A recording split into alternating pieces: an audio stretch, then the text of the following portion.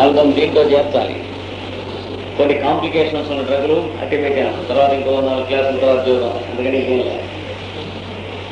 Typical drugs ముందు చెప్పుకుంటున్నాం. Arsenic ఆల్బంలో కొన్ని కంప్లైంట్స్ ఉన్నటువంటి వాళ్ళకి చలేస్తుంది, వేడి భరించలేరు. ఇంకా కొన్ని కంప్లైంట్స్ ఉన్న వాళ్ళకి ఒంట్లో వేడిగా ఉంటుంది, చలి భరించలేరు. అంచేత కాంప్లికేటెడ్ డ్రగ్. అంటే కొన్ని కంప్లైంట్స్లో చలేస్తూ ఉంది అని చెప్పి కప్పుకుంటే, ఇంకా కొన్ని కంప్లైంట్స్లో రాపంగా వస్తుందని నీళ్లు పెట్టి తలకాయ ఎదుర్చుకుంటే, ఈ రెండు కూడా ఆర్సనిక్ ఆల్బంలో ఉంటారు. అంచేత ఆర్సనిక్ ఆల్బం చేశారు. అంటే మనం చెప్పుకునే వరుసలో ఎలా ఉండాలంటే, టిపికల్ కేసెస్ ముందు కొంచెం మనకి 1-2 వారాలు అయిన తర్వాత ఎక్సెప్షనల్ కేసెస్ వస్తాయి. ముందు ఎక్సెప్షన్స్ చెప్పుకుంటే అంత కన్ఫ్యూజన్. ఆర్సనిక్ ఆల్బం తలనొప్పి ఉన్నాయనుకోండి, తలంతా మంటగా ఉంటుంది, పంపు కింద చేసి బుర్ర పెట్టేస్తూ ఉంటాడు, నీళ్లు పెట్టి తుడుచుకుంటూ ఉంటాడు. ఓడి నొప్పులు నడు నొప్పి ఉంది అనుకోండి, చాలా విపరీతంగా చలి బాగా వెచ్చటి వాటర్ బ్యాగ్ పెట్టి కట్టమంటాం. అంటే ఇక్కడి నుంచి పైకి అయితే చన్నీళ్ళు, ఇక్కడి నుంచి కిందికి అయితే వేడి నీళ్ళు. మిగతా సింటమ్స్ అన్నీ కామన్. ఏమిటి? రెస్ట్లెస్నెస్, ఫియర్ ఆఫ్ డెత్, తర్వాత thirst for small quantities of water, కొంచెం తాగుతూ ఉంటాడు. అక్యూట్ కంప్లైంట్లో వాడికి ఫియర్ ఆఫ్ డెత్ చాలా ఎక్కువ ఉంటుంది. జ్వరం వచ్చింది, 102 జ్వరం, డాక్టర్ వస్తుంది, డాక్టర్ తగ్గిందంటారా? ఏంటంటారు? ఏం జ్వరం ఉంటారు? తగ్గిందా సార్? చెప్పండి సార్. తగ్గుతుందని చెప్పండి సార్. అది ఆర్సనిక్ ఆల్బం. ఆయన మందించి పెడుతుంటే, డాక్టర్ రేపు వస్తారు కదా, రేపు వస్తారా? పిల్లలు వాడకని. అంటే ఏ డ్రగ్ తాలూకు త్వరని, ఆ డ్రగ్ తాలూకు వాగుడు దానికి వేరే ఉంటాయి. టక్కన పట్టుకోవచ్చు మీరు. అది కనుక 4-5 కేసులు ఆ దృష్టిలో చూస్తే ఆర్సనిక్ ఆల్బం లక్షణం అదనమాట. తగ్గుంది సార్, తగ్గుతుందంటే ఆగుతారు. మళ్ళీ ఖచ్చితంగా తగ్గుతుంది సార్, మీరు గట్టిగా చెప్పండి సార్.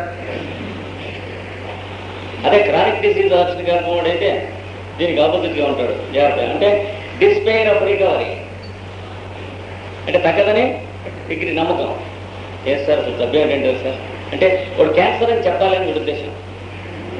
గొంతు కొంచెం నొప్పిగా ఉంది అంటే జబ్బు చేసింది, వెదర్కి నొప్పి చేసింది. గొంతు నొప్పిగా ఉందంటే వీడికి వెళ్ళిపోతాయని. అంటే ఎల్ఐసి, బ్యాంకు బుక్ ఇవన్నీ కూడా రైట్ పేరు రాసేదా అనిపిస్తుంది. అప్పుడు డాక్టర్ అడుగుతాడు అనమాట, గొంతు నొప్పి అంటే ఏంటి సార్, ఏమిటంటారు సార్? గొంతు నొప్పి అంటే ఈ వెదర్కి వచ్చిందంటే సరే అనుకుంటే అసలు జబ్బు ఏంటంటే అంటే క్యాన్సర్ అని చెప్పమని. థ్రోట్ క్యాన్సర్ టిపిగా తగ్గుతుంది సార్ అంటే పర్లేదు తగ్గిందా ఏమో సార్ మీరు సైడ్ చెప్పడానికి చెప్తున్నారు. ఇది క్రానిక్ వాడు ఆర్సనిక్ ఆల్బం. అక్యూట్ వాడు మీరు తగ్గుతుందని చెప్పండి సార్ అంటారు. అందుకని కొంచెం కాంప్లికేటెడ్ డ్రగ్స్ అవి వస్తున్నాం. నెక్స్ట్ ఇలాగా కిడ్నీస్ చెడిపోయాయి. కిడ్నీస్ చెడలేదు, లివర్ చెడలేదు, కానీ కిడ్నీస్ ఫంక్షన్స్ చేయటం, లివర్ ఫంక్షన్స్ చేయలేదు. ఇండికేటింగ్ రెమెడీ వేస్తే అక్యూట్ కండిషన్ తగ్గిపోతుంది, చాలా ఈజీగా రిలీఫ్ వస్తుంది. కానీ వారమో 10 రోజులు, నెల, 2 నెలలు ఆగి క్రానిక్ కండిషన్లో వెరీ పెయిన్ఫుల్ అగ్రవేషన్స్ వస్తాయి. ఇప్పుడున్న కండిషన్లో అంటే ట్రీట్మెంట్ జరుగుతుండగా ఇప్పుడు అన్న సహించలేదు, నాలుగంతా తెల్లగా ఉంది, మోషన్ శుద్ధంగా అవుతుంది, ఇవన్నీ చెప్పుకున్నాం కదా. అప్పుడు మనం యాంటీబయోటిక్ క్రూటన్ 6 వేసాం, బాగానే ఉంది. అబ్బా ఏం పని చేసింది సార్ 24 అవర్స్లో అనిపిస్తుంది. తర్వాత వారం రోజులైంది, మళ్ళీ రికర్ అయింది. యాంటీబయోటిక్ 30 వేసాం, మళ్ళీ 4-5 వారాలు అయింది, మళ్ళీ రికర్ అయింది. 200 వేసాం, ఇవన్నీ తగ్గిపోయినాయి. తర్వాత నెక్స్ట్ రోజు సడన్ గా విపరీతమైన కడుపునట్టు గిల కింద పెడతానుకుంటున్నాడు. ఇది మీకు చెప్పిన ఇందాక లక్షణాల్లో దేంట్లోకి కాదు. ఏమిటిది? వీడికి చిన్నప్పుడు ఈ కడుపు నొప్పి వచ్చింది, అపెండిసైటిస్ అని చెప్పి లోపల ఉన్న పాము తాకు వహించడం కోసం తీసుకెళ్ళారు, కానీ ఇందులో దగ్గరికి తీసుకొచ్చారు. మళ్ళీ వచ్చింది ఇప్పుడు. గరిగిలు నడుపుతున్నాడు, కుట్టుకుంటున్నాడు, ఇటు అటు కుట్టుకుంటున్నాడు. ఏమిటి వేయాలి? మీ డ్రగ్ ఎఫెక్ట్ అవ్వకూడదు, కానీ మీరు బతకాలిగా. అట్లాంటప్పుడు కోసమే మనకి ఎకనామిక్ రోజులు వస్తే ముందు నొప్పి గిలగిల అన్నీ తగ్గిపోతాయి. కానీ అంతకుముందు వచ్చినప్పుడు ఏమి చేయాలంటే ఈ మందు ఈ డ్రగ్ మీద దీని మీద పనిచేసేటికి ఆ కండిషన్ తగ్గిపోయేటప్పటికి ఎకనైట్ ఉండదు, వెళ్ళిపోతుంది, ఇంకేం ఉండదు. అంటే మన విలేజెస్లో సైకిల్ డాక్టర్లు ఉంటారు. వాళ్ళు నాకు తిరిగి సైకిల్ మీద చిన్న పెట్టి నడుతూ ఉంటారు. కాస్త హోమియోపతి మాత్రలు, కాస్త ఎలోపతి టాబ్లెట్లు, ఓ ఇంజక్షన్ సూది, ఓ బ్లేడు, ఇవన్నీ సరిపోతాయి అన్నమాట. ఆయుర్వేద 2-3 కుక్కలు, కొంచెం 24 మాత్రలు అన్ని కట్టు ఉంటాయి అందులో. హోమియోపతి తర్వాత అలాంటి డాక్టర్ లాంటి వాడి దగ్గరికి వచ్చాయి. వాళ్ళు అన్ని ట్రీట్మెంట్లు చేస్తూ ఉంటారు. ఒక ఆయన ఒక విలేజ్లో గైనీ ట్రీట్మెంట్ చేశాడు. డాక్టర్ దగ్గరికి వెళ్తే నలుగురికి తెలుస్తుందని ఇలాంటి డాక్టర్ దగ్గర చేయించుకున్నాడు. గనోరియా క్యూర్ అయిన తర్వాత ఆ డాక్టర్ గారు అతనితో చెప్పాడు, వైజాగ్ వెళ్ళి ఒక ప్యాకెట్ ఇంజక్షన్లు కొనుక్కురా చేస్తా అన్నాడు. ఏ ఇంజక్షన్స్ అంటే పర్లేదు అక్కడ అడుగు కూడా చెప్తారు, బలాన్ని నేను చెప్పి అది తెచ్చుకుని నేను చేస్తాను. పేరు వాడికి తెలియదు.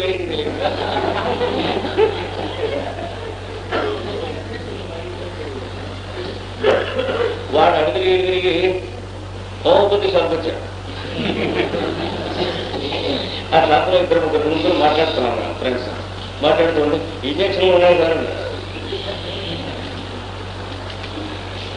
ఇంజక్షన్లు ఉన్నాయంటే ఇంజక్షన్లు అయితే ఏమి నాకు అనుమానం వచ్చింది. ఇంజక్షన్ ఉన్నాయని అడుగుతాడు ఏంటంటే, ఎందుకంటే ప్రెసిడెంట్ పట్టుకొస్తాను, ఎందుకంటే ఇంజక్షన్ కావాల్సిన అనుమానం వచ్చి యుద్ధాలు రమ్మన్నా పక్కకి పిలిచి ఏ ఇంజక్షన్ అంటే అదే బలానికి ఏడేళ్ళు పర్లేదన్నారు.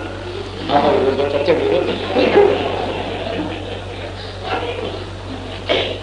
నువ్వే గ్రామాంతరం నుంచి వస్తున్నావా అంటే విలేజ్ నుంచి వస్తున్నా. మీ డాక్టర్ గారు సైకిల్ దొరుకుతారు చెప్తారు.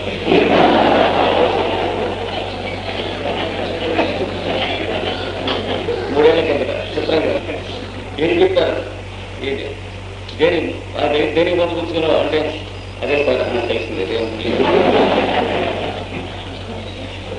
ఇప్పుడు తగ్గిందా? తగ్గింది. ఇంకేం చేయమని ఇంజక్షన్ ఎందుకని బలానికి ఇంకా చాలు ట్రీట్మెంట్ తగ్గిపోయింది. శుభ్రంగా ఇంటికి వెళ్ళిపోయి మీ డాక్టర్ గారికి ఆయన కావాలంటే ఇంకొక రూపాయలు తక్షణ ఇంజక్షన్ వాళ్ళు ఓన్కెళ్ళి చేయించుకోకండి. ఆయన విన్నాడో వెళ్ళలేదో, ఎందుకు పెట్టాడు మోహన్ తెలియని వాడు మాట మళ్ళీ పెట్టి వాడు దబాయిస్తాడు. ఇంజక్షన్ తెచ్చుకోవడం బడు పక్షి మళ్ళీ వస్తుంది, లేదా రోగం చూద్దాం. ఎకనామిక్ అలాంటి డాక్టర్లు లాంటిది మనం వేసిన మందుని ఏం కదిలించదు, ఏమని వేసిన. కానీ ఎకనైట్ క్యూర్ చేసినటువంటి క్యూర్ పర్మనెంట్ కాదు. మనం మధ్యలో ఏదో చక్కర కోసం కొట్టాం, వాడు భరించలేకుండా ఉంది. తర్వాత మళ్ళీ ఇంకెప్పుడు రాదు అది. అంటే విఎఫ్ఏ వాటర్ వచ్చింది, అది కూడా బేరబుల్గా ఉంటే వేయకండి, ఆ పని చేయకండి. మళ్ళీ ఏడాది అర్థం అయిందాక ఇంకేం లేవు. ఇప్పుడు చెప్పినటువంటి సింటమ్స్ ఏమి కనిపించలేదు. ఇందులోకి ఏడాది అర్థం అయ్యేటప్పుడు ఏమైంది, ఈ నడ్డిలోంచి ఈ కాళ్ళలోకి ఇలాగా నొప్పి ఓ పీకేసేస్తుంది లోపల నరాలు. ఇదంతా లాగేస్తుంది సార్, ఇదంతా ముందే కూడదు. ఇదివరకు ఎప్పుడన్నా వచ్చిందా అంటే ఇది ఇప్పుడు ఈ బాధలన్నీ రాకముందు 6 ఏళ్ల కిందట వచ్చింది సార్. అప్పుడు సయాటిగా అన్నారు. దానికి మొదలు ఏం చేశారు అంటే ఒక 6 మాసముల రోజుల్లో పొద్దున మధ్యాహ్నం సాయంత్రం యాసిడ్ సాలిసిలేస్, సోడా సాలిసిలేస్, పెప్పర్మెంట్ ఇవన్నీ కలిపి తాగేసేసాం. ఇంజక్షన్ ఇచ్చారు, టాబ్లెట్స్ ఇచ్చారు, ప్రతి విద్యాత్మకమైనటువంటి మంచి వైద్యం చేశారు. మళ్ళీ ఇప్పుడు వచ్చింది కదిలించింది. ఇలాంటి వ్యవవేషాలు వస్తాయి. ఎందుకని డిసీజ్ వైటల్ పార్ట్స్ దాకా వచ్చింది, కానీ తగ్గిపోతాయి మళ్ళీ రావు. ఎందుకని వైటల్ పార్ట్స్ లో ఉన్న టిష్యూస్ టచ్ చేయలేదు. దీని తర్వాత స్టేజ్ చెబుతున్నాం. ఇప్పుడు next stage, the tissues of the vital organs, the tissues of the vital organs are affected. ప్రాణోపయోగములకు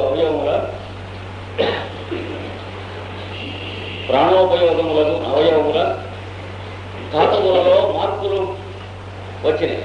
next ఏమవుతాయి, ఇక్కడ స్టోన్స్ ఫార్మ్ అవుతాయి, సిస్టైటిస్, రాళ్ళ వ్యాపారం, కిడ్నీస్లో కానీ, లివర్లో కానీ, బ్లాడర్లో కానీ అష్మరీ అనే వ్యాధి అంటారు. ఎక్కడి నుంచి వస్తాయి స్టోన్స్ అంటే నేచర్లో ఎక్కడి నుంచి ఫార్మ్ అవుతున్నాయి, కెమికల్ చేంజెస్. ఇక్కడ కూడా అంతే, పెద్ద ఆశ్చర్యం. స్టోన్స్ ఎక్కడి నుంచి వస్తాయంటే ఏం చేయాలి అంటే ఎక్స్రే ఫోటో తీసి దాన్ని లొకేషన్ పట్టుకుని అక్కడ కన్నం పెట్టి తీసేయండి. ఎలబుద్దులో మనకి ఆపరేషన్ స్టోన్ ఉందని తెలిస్తే మేము వదిలిపెట్టరు. దీన్నే మంగళ వైద్యం. పోనీ తీసేసాం, హాయిగా ఉంది, మళ్ళీ అవదా. ఎందుకంటే స్టోన్ ఫార్మ్ అయ్యే డబ్బు వాళ్ళు ఉంటే అయిందా, లేకపోతే వరుస అందరికీ కిడ్నీ ఉన్న ప్రతి వాడికి స్టోన్ వస్తుందా? కనుక స్టోన్ తీసేయించుకుందాం, ఆపరేట్ చేస్తే ఇంక పెద్ద స్టోన్ వస్తుంది. పాపం ఒక 60 ఏళ్ళు ఉన్నాయి ఒక ఆయన, మిలియనీర్, హైదరాబాద్లో ఉంటాడు. ఆయన బిజినెస్ ఇంకొక పార్ట్నర్స్ 2 బాంబేలో ఉంటారు, ఒక ఆయన ఢిల్లీలో ఉంటాడు, ఇంకో 2 పార్ట్నర్స్ కాకటాలో ఉంటారు. మార్వాడి ఆయన. ఆయనకి కిడ్నీలో పనస కిందంత స్టోన్ ఉంది. ఇప్పటికి 8 సంవత్సరం ఉంది. ఆపరేషన్ చేస్తే వస్తాడు, చేయకపోతే యూరిన్ రాదు. ఏం చేయాలి అంటే లైఫ్ లాంగ్ అయ్యి మందులు వాడుకుంటూ ఉండి శుభం వస్తుందని చెప్పి కొన్ని రాసి, ఈ స్టోన్ ఇట్లా ఫ్లోట్ అవుతూ ఉంటే యూరిన్ని ఇబ్బంది ఉండదు. అంచేత ఏం చెప్పాడు, always you stand up on 1 glass of beer every 3 hours. ఈ రోజు వరకు పాపం ఆయన ఎన్నడూ అలాంటివంత ముందు ముట్టుకున్నవాడు కాదు. అంటే ఆర్థడాక్స్ మార్వాలి. అట్లాంటి వాడు 3 గంటలకు ఒక్కొక్క గ్లాసు పెంటకప్పు కొడుతున్న బియ్యం తాగుతున్నాడు. తుమ్మచెక్క సారా ఇలాంటిది. ఎందుకని ఆ బియ్యం మీద అడ్డు పెడితే కిడ్నీలో ఫ్లోట్ అవుతూ ఉంటున్నది. ఈయన యూరినేషన్ కట్టరాదు అన్నాడు. చెక్క వైద్యాలు ఇప్పటికే ఆయన అలాగే చేస్తున్నాడు. బాబు నౌ హీ 64. ఈ ఊళ్ళో ఉండేవాడు ఒక 5-6 రోజులు. హోమియోపతిలో ఏమన్నా ఉందా, ఏమన్నా ఉంటుంది ఎండబెట్టేది. ఇంకా ఆ స్టేజ్లో ఏముంటుంది, ఏముండదు. పైగా అది కనిపిస్తే ఈయనకి యూరిన్ అయిపోతుంది, ప్రాణం వెళ్ళిపోయి మనకి కేవలం సార్ అప్పుడు చేసేది. అందుకని స్టోన్స్ ఫార్మ్ అవుతాయి, టిష్యూ చేంజెస్. నెక్స్ట్ ఏమవుతుంది,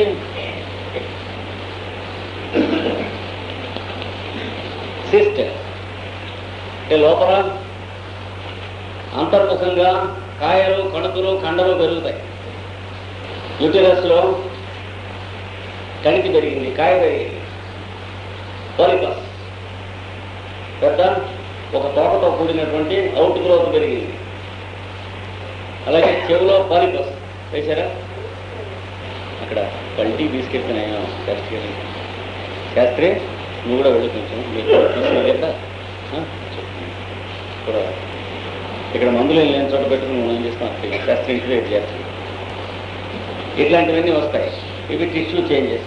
పాలిపస్ వస్తే ఏం చేస్తారు, యూటిలర్స్లో పాలిపస్ రిమూవ్ అంటే బిడ్డ సంచిలో పెరిగినటువంటి కాయ తీసేశారు, లేదా మరీ పెద్దదైతే బిడ్డ సంచియే తీసేశారు. Uterus remove. ఇట్లాంటి బుచ్చరీ అంతా మనం చాలా చూస్తూ ఉంటాం. ఇది ట్రీట్మెంట్ కాదు. దీనివల్ల ఏమవుతుంది, శరీరం ఒక అవయవం తక్కువగా తర్వాత జీవించవలసి వస్తుంది. అంటే సర్జరీ జరిగిన తర్వాత ఏముందైనా వేస్తే శరీరంలో పూర్తి అవయవములు ఉన్న వాళ్ళ శరీరంలో పనిచేసినట్లుగా ఒక అవయవం తొలగినటువంటి వాళ్ళ శరీరంలో పని చేయవు మందులు. ఇంకా సరిపెట్టుకోవాలి, సర్దుబాటు చేసుకోవాలి. ఇంజిన్ రీబోరింగ్ చేయిస్తే అది వరకు ఉన్నటువంటి హార్స్ పవర్ ఉంటుందా, బండిలు అవుతుందా, కొంచెం కాంప్రమైజ్గా బతకాలి. నడిపాత అయిన తర్వాత ఇంజిన్ని 5 ఏళ్ళో 10 ఏళ్ళో బండి వాడుకుని ఇంజిన్ రీబోర్ చేయించేమిట అంటే నేను కొత్తదంటానే వీల్లేదు. దీంతో ఈ శరీరాలు ఉంటాయి. అయితే ప్రాణాంతకంగా వస్తే ప్రాణాన్ని నిలపడానికి సర్జరీ చేయకూడదని ఉద్దేశం కాదు. కానీ సర్జరీకి వచ్చిన కేసులన్నీ కనీసం 30 years ఓవర్లుక్ అయిన తర్వాత కానీ సర్జరీ దాకా కేసు రాదు.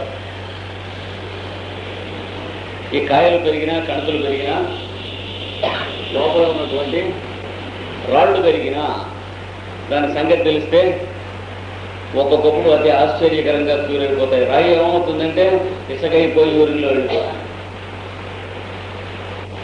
మొట్టమొదటి మాకు కొత్త రోజులు హోమియోపతిలో ఎక్స్పీరియన్స్. అప్పుడు ఈ ఊళ్ళోనే మహారాణిపేట కాదు, ఏవిఎన్ కాలేజీ డౌన్ కొంచెం పైకి వెళ్తే అక్కడ ఒక పాన్ షాప్ సాయి గారు ఉన్నాడు. ముస్తారా ఆయన ఇలా వంగి ఉంటాడు. ఆయన ఇవన్నీ నొప్పులు లేవలేడు పైకి.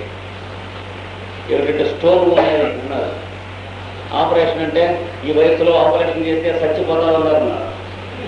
సంతోషం. అక్కడికి బతికించారు. ఏం చేద్దాం తెలియదు. కొత్త ఆస్తి గర్భం 200 డోస్ వేశారు. 4-5 రోజులు అయిన తర్వాత ఇలాగా పెద్ద బ్లాటింగ్ పేపర్ ఒకటి పట్టుకొచ్చాడు. దాని నిండా వరుస 24 అవర్స్లో లోపల ఉన్న స్టోన్స్ అన్ని ముక్కలై కింద పడిపోయాయి. అవన్నీ వాష్ చేసి బ్లాటింగ్ పేపర్లో వేసి పట్టుకొచ్చాడు. ఇవన్నీ 24 అవర్స్లో నా దేహం నుంచి పడ్డటువంటి స్టోన్స్ ఆఫ్ ఏ హై పడతారన్నాడు.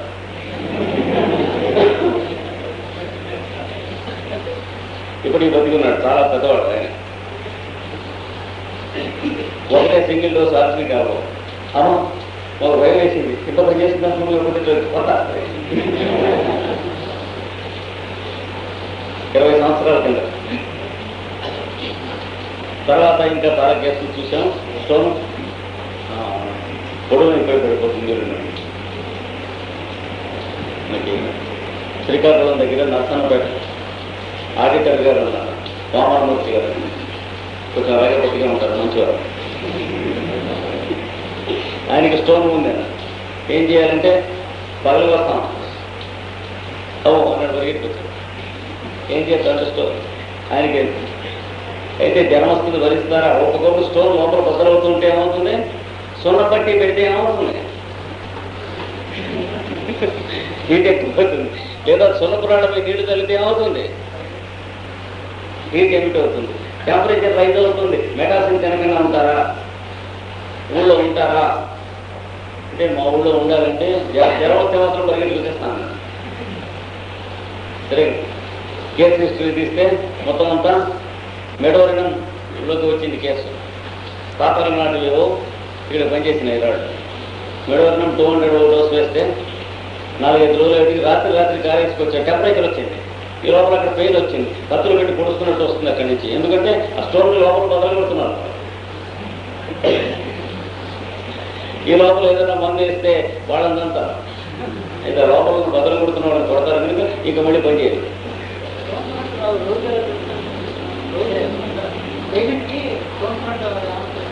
వాడికే శుభ్రంగా తెలుస్తుంది. మనకు కూడా కొంచెం ఎక్స్పీరియన్స్ ఉంటే తెలుస్తుంది. లేదా ఎక్స్రే ఫోటో స్టోన్ ఉందో లేదో తెలుసుకునేందుకు ఎక్స్రే ఫోటో తీయించడం వల్ల ఏం నష్టం లేదు, క్లియర్గా తెలుస్తుంది. దాన్ని ఆపరేషన్ చేయకూడదు. కానీ ఆ పెయిన్, టైప్ ఆఫ్ పెయిన్ తెలుస్తుంది, రీజన్ తెలుస్తుంది. సరే, 24 అవర్స్ సరిగ్గా బాధపడ్డాడు బెడ్ మీద. అంతే, ఇసుకతో యూరిన్ అయిపోయింది. పోయిందా అంటే పోయింది. ఏమో పోయింది. 2 నెలలు 3 నెలలు అయితే మళ్ళీ ఆ ఫోటోలు తీశారు. స్టోన్ ఏదంటే నేను ప్రస్తుతం లేదు.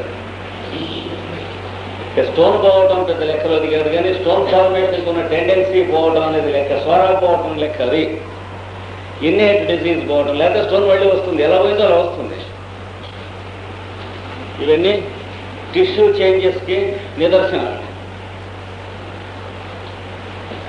బిగినింగ్లో ఉన్నాయి. స్టోన్ అయితే తేలిక, కానీ సిస్ట్ అయితే చాలా కష్టం. గర్భాశయంలో కాయ పెరిగిందనుకోండి, ఇక్కడ నొప్పి వస్తూ ఉంటుంది, ఇట్లా షూట్ చేస్తూ ఉంటుంది పైకి. మీరు సిమ్టమ్స్ అన్నీ తీసుకున్నారు. సరిగ్గా కేస్ టేకింగ్ తీసుకుంటే డ్రగ్ వచ్చింది. ఆ డ్రగ్ వేస్తే పేషెంట్ చనిపోతుంది. జాగ్రత్తగా ఉన్నారు. ఎందుకంటే కాయ కడితే మీరు మందు ఇస్తే ఏం జరుగుతుంది? అక్కడ ఉపద్రవం అవుతుంది, అక్కడ రుచిని మొదలెడుతుంది మీరు చేసిన మందు. అందుచేత కాయ కాసిన తర్వాత స్ట్రైట్ టు ది సర్జరీ. ఇంకా మీరు చేసేది లేదు, జాగ్రత్తగా చేయాలి. తగుదనమ్మా అని హోమియోపతి ముందు హైపోటెన్సివ్లో ఇవ్వకండి. Know your limitations and remember where you are required and where not. నేనే హోమియోపతి మంది ఇస్తాను, నేను అలోపతి మంది ఇస్తాను, నేనే ఆయుర్వేదం ఇస్తాను, నేనే ఇంజక్షన్ ఇస్తాను, నేనే ఆపరేషన్ చేస్తాను, నేనే బట్టలు ఉతుకుతాను, నేనే గ్రాఫ్ చేస్తాను, నేనే కుండ తయారు చేస్తాను. Non sense. ఎవడేం చేయాలో అడిగే జాగ్రత్తగా తెలుసుకోవాలి. అంటే it is high time. Case చాలా ముదిరిపోయింది, లోపల కిస్ట్ ఫార్మ్ అయిందంటే ఆపరేషన్కి పంపించడమే, వీళ్ళు చేసేది ఏం లేదు. లేదా అది కనుక 40 ఏళ్ళ లోపల కనుక అయితే ఒక 3 సంవత్సరాలు ఓపిక పడితే, బాధ కనుక భరించగలిగితే, స్లోగా ఎక్స్పీరియన్స్లో హోమియోపతి ట్రీట్ చేస్తే కరిగిపోతుంది. రెండో పద్ధతులు. ఈ రెండవ పద్ధతిలో 3 సంవత్సరాలు పని, మొదటి పద్ధతిలో 3 నిమిషాలు కానీ, తర్వాత పేషెంట్ లీవ్స్ క్రిడిపోయింది. ఇవి ముదిరిపోయిన తర్వాత, అంటే టిష్యూ చేంజెస్ వచ్చిన తర్వాత జరిగే పనులు.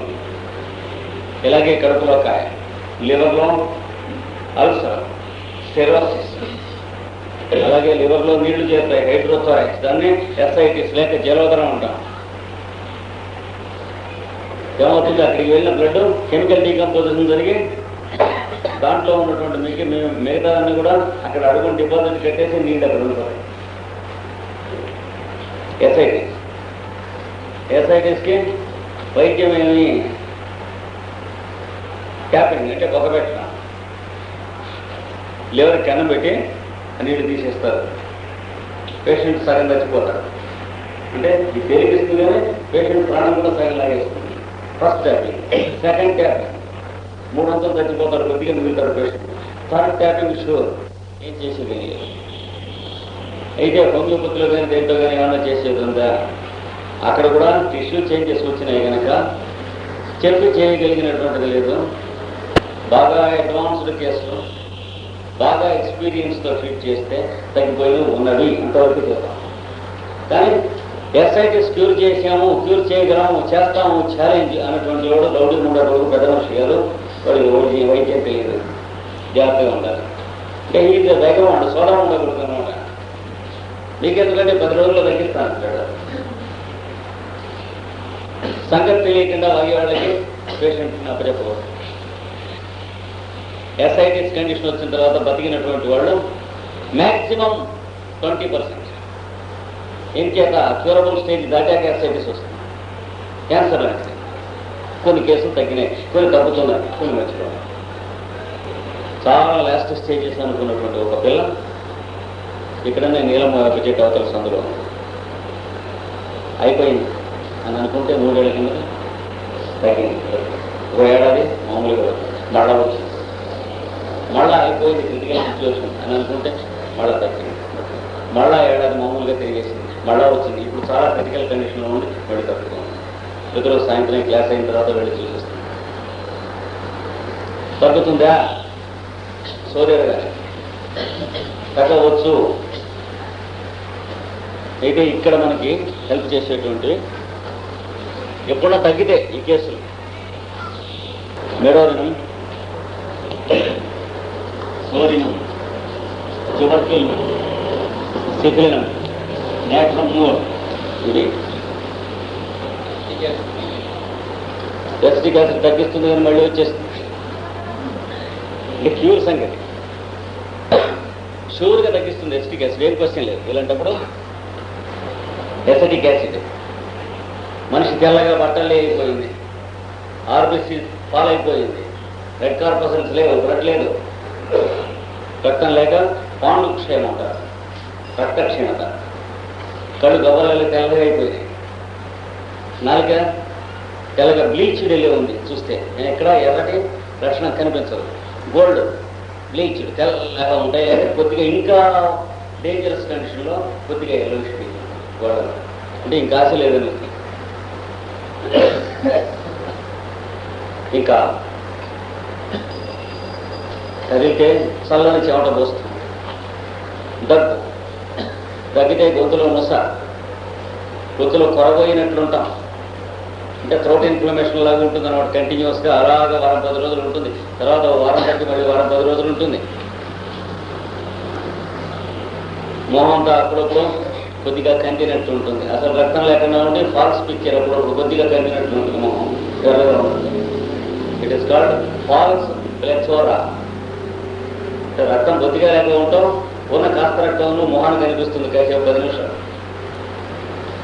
యూరినేషన్ తగ్గింది, అప్పుడప్పుడు ఓ రాత్రి 2 రోజులు రాత్రులు గంట విపరీతమైన యూరినేషన్, మళ్ళీ తగ్గిన వాటర్, ఇట్లాంటి ఫిక్సాటిక్గా ఉంటుంది. ఈ కండిషన్ వచ్చాక వీటి పొటెన్సీస్ జాగ్రత్తగా, అంటే ఎసిటిక్ యాసిడ్తో ట్రీట్ చేస్తే మళ్ళీ వచ్చేసింది. అప్పుడు మరి వాటిలో అయితే బాగా పొటెన్షియల్ జాగ్రత్తగా, ఏ పొటెన్షియల్ వేస్తే పేషెంట్ని చంపకుండా ఉంటుందో అక్కడి నుంచి అంతకంటే పై పొటెన్సీ వేసేందుకు శరీరం కొంచెం అవకాశం ఇచ్చింది అంటే క్యూరబిలిటీలోకి వస్తుంది అన్నది. అంటే బాధం తగ్గి అక్కడ ఊరుకుంది అంటే క్యూరబిలిటీ రాదు. ఇంకా బాధం తగ్గి పేషెంట్ ఇంప్రూవ్ అయ్యింది, నీరసం తగ్గింది, బ్లడ్ ఇంప్రూవ్ అయింది, నాలుగు కొంచెం హైపోటెన్సీ డ్రగ్స్ టు సచ్ పేషెంట్స్. మనకెన్నడూ జన్మలో 100కి తక్కువ వేసింది లేదండి అన్నారు. ఇటు వాడేసుకోవాలి, వీళ్ళకి వేయకూడదు. కావలసిన చోట వేయాలి, అది వేరు. ఇవన్నీ ఏది వేసినా ఇప్పుడు ప్రస్తుతం 30 కంటే తక్కువ వేయకూడదు విషయాలు కనుక, 30 కంటే ఎక్కువ వేయకూడదు సంపదాయ కనుక. ఎందుకంటే డైరెక్ట్గా టిష్యూ చేంజెస్ తెస్తాయి deepest drugs. Tissue changes possible కాని స్థితిలో ఉన్నప్పుడు ఇది టిష్యూ చేంజ్ తేవడం అంటే ఇమ్మీడియట్ డెత్ అకర్స్. ఇప్పుడు రివర్సబుల్ రియాక్షన్స్ పాసిబుల్ కానప్పుడు ఇది తోసింది అనుకోండి డ్రగ్, ఏమవుతుంది? Life leaves the body. మేము మొట్టమొదటి రోజుల్లో ఫస్ట్ బ్యాచ్ ఆఫ్ స్టూడెంట్స్ని తయారు చేస్తున్నప్పుడు యూనివర్సిటీలో జియాలజీ డిపార్ట్మెంటు, ఫిజిక్స్ డిపార్ట్మెంటు అక్కడి నుంచి ఉండేవాళ్ళు ఫిజిక్స్, వాళ్ళకి ఫస్ట్ బ్యాచ్ క్లాసెస్ పెట్టాను. అప్పటి రోజుల్లో మా పక్కనే ఒక ఆయన ఉండేవాడు, ఫిజిక్స్ ఎంఎస్సీ చదువు. వాళ్ళ మామగారు కొంచెం మెంటల్ డిఫెక్ట్ వచ్చి ఇంట్లోంచి పారిపోయి ఎక్కడో బైరాగుల్లో తెలిసి ఆయనకి ఎస్ఐటీస్ జలవదనం వచ్చేసింది. వచ్చిన తర్వాత సరే వెళ్ళి ఏం చేద్దాం, ట్రీట్మెంట్ కావద్దు, ఏదో కొద్దిగా యూరినేషన్ ఫ్రీగా అవుతుండేందుకు ఏప్రిల్ 6 అలాంటివి వేస్తూ చూడడం చేయండి అని చెప్పాను. అలాగే ఊళ్ళో ఉన్నటువంటి సింహములు పులుల వంటి హోమియోపతులు 2-3 ఈయన మీద ఎక్స్పెరిమెంట్ చేద్దాం, ఇది తగ్గిద్దాం. ఒక చెప్పేస్తుంది ఆయనకి 60 ఏళ్ళు, పొట్ట ఇంత ఉంది, ఎవరు పాడైపోయింది, ఏం చేస్తారు అంటే కేసు షీట్ తీశారు. మొత్తం అంతా హిస్టరీ తీసి సిఫిలినం పడుతుంది. సిఫిలినం మీకు ఇండికేటెడ్ డ్రగ్ కానీ పడదు. ఏం చేత the more the drug indicated the more surely it kills. అది ఇన్క్యూరబుల్ డిసీజ్లో టిష్యూ చేంజెస్ వచ్చి అడ్వాన్స్ అయినటువంటి కేసెస్లో కనిపించిన సింటమ్స్ ఎలా చెప్తున్నాను మీరు రాసుకోండి. ఇన్ సచ్ కేసెస్ ఈ పై చెప్పిన దానికి continuation. The more educated the remedy is, in such cases, the more educated the remedy is, the more surely it kills. ఇటు పరిస్థితుల్లో ఔషధం ఎంత సామ్యం కలిగి ఉండొచ్చో అంత నిశ్చితంగా ఉపయోగించడం. ఇటు బ్లడ్ సెలెక్షన్ అనేది ఉండకూడదు. ఇక్కడ సెలెక్ట్ చేసి ఎప్పుడంటే టిష్యూ చేసి రాకుండా ఇక్కడ బలి సెలెక్ట్ చేసి పెట్టుకుంటే అవి లేకుండా అట్టు పెట్టండి. పొరపాటు అది కొడుతుందో ఇక్కడ బలి సెలెక్షన్ అనేది ఉండకూడదు. ఇక్కడ సెలెక్ట్ చేసి ఎప్పుడంటే టిష్యూ చేసి రాకుండా ఇక్కడ బలి సెలెక్ట్ చేసి పెట్టుకుంటే అవి లేకుండా అట్టు పెట్టండి. పొరపాటు అది కొడుతుందో దీనికోసం సెలెక్ట్ చేయాలి. చేసి కొంచెం సిమిలర్ డ్రగ్స్ తోసేస్తూ ఉంటారు. ఇక్కడ వస్తుంది జరుగుతుంది. వాళ్ళు తీసారా డీపెస్ట్ డ్రగ్స్ లో చెప్పారు కదా,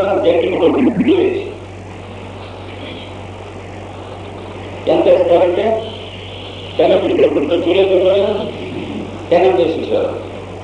వేస్తే ఆయనకి రాత్రి తెల్లబడి ఎప్పుడైతే అనేటువంటి మోషన్స్ పెద్ద మోషన్ వస్తుందో ఏదైతే అది లోపల నీరు పోకుండా సంతోషము.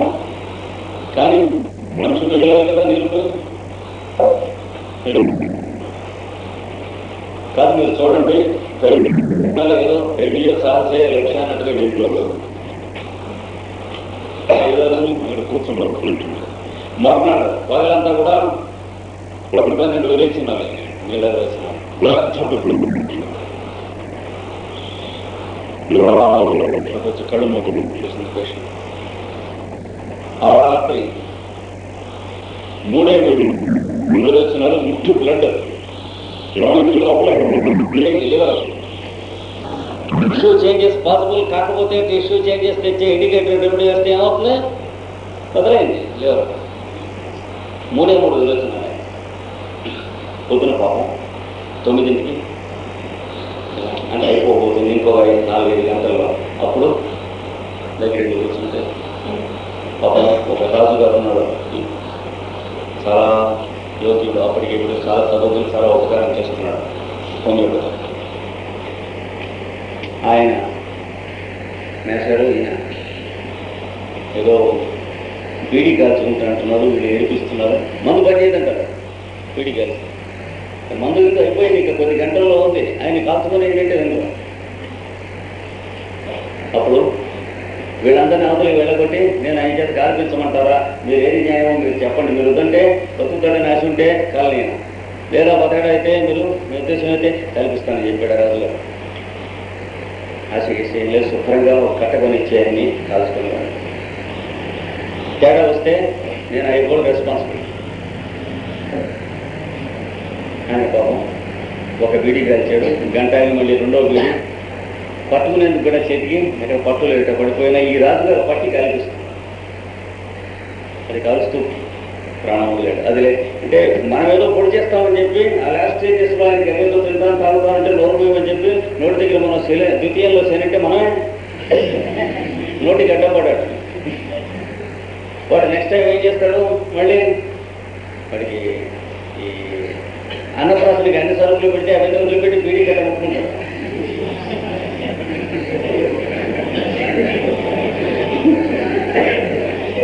అది ఎలా కంటిన్యూ అవుతుంది.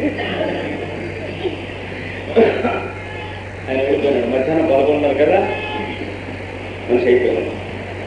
కనుక కెంట్ చెప్పిన సెంటెన్స్ ఇది సల్ఫర్లోనే ఇచ్చాడు. మీరు చదవండి, మెటీరియల్ కదా. ఎందులో ఇచ్చాడంటే morning stool drives out of bed అని ఇచ్చారు కదండి.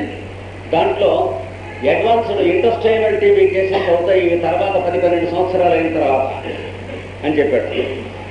అంటే ఎవరికైతే యవన వయస్సులోనూ నడి వయస్సులోనూ తెల్లారు లేచేటప్పుడు వెంటనే పరిగెత్తాలనేటువంటి లక్షణం ఉన్నదో వారికి ఫ్యామిలీలో టీబీ ఉన్నది కనుక అందుచేత 10-12-15 సంవత్సరాల లోపల ఇంటెస్టైనల్ టీబీలోకి వెళ్ళిపోతాడు వాడు. అప్పుడు ఇన్క్యూరబుల్. వాడు అప్పటిదాకా మాట్లాడుకోనుకునేప్పుడు సల్ఫర్ ఇండికేట్ అయిందని వాడికి వేస్తే చంపుతుంది అని చెప్పాడు. అప్పుడు మాత్రం సల్ఫర్ వాడి దగ్గరికి అనేకంగా ట్రీట్మెంట్ చేయమన్నాడు.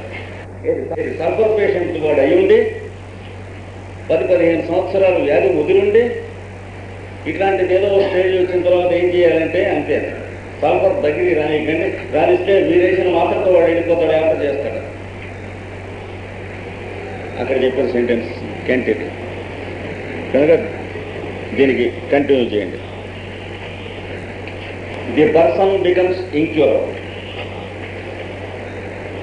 ఆ రోగి నివారణకు లొంగని స్థితిని పొందును. రోగం కాదు, రోగి. పర్సన్ బికమ్స్ ఇన్క్యూరబుల్ అంటే అర్థం. నివారణ స్థితికి లొంగని దానికి వచ్చేసినప్పుడు మనకు కనిపించేటువంటి లక్షణాలు ఏమిటి? ఇలాంటి స్టేజ్ వస్తాయి. Mental symptoms begin to recede and disappear. Mental symptoms begin to recede and disappear.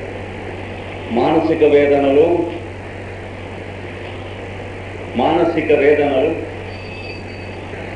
తిరోగమించి క్రమముగా మాయమవుతాయి.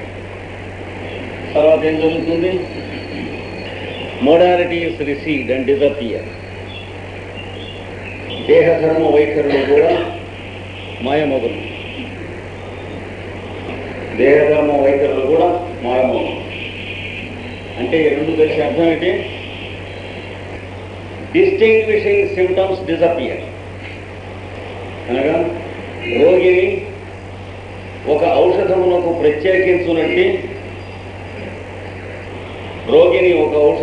ప్రత్యేకించునట్టి లక్షణములు మాయమగును. అయిపోయింది. ఇంక్యూరబుల్. ఏం మిగులుతాయి? Common symptoms remain. సామాన్య వేదనలు మాత్రము మిగిలిపోవు. సామాన్య వేదనలు మాత్రం మిగిలిపోవు. ఏమిటివి? ఇప్పటికి ఎసైటిస్ట్ అంటే పొట్ట ఆ రోజు పెరుగుతూ ఉంది, చాలా గట్టిగా ఉంది, నొప్పిగా ఉంది, ఆయాసంగా ఉంది, జీర్ణశక్తి లేదు,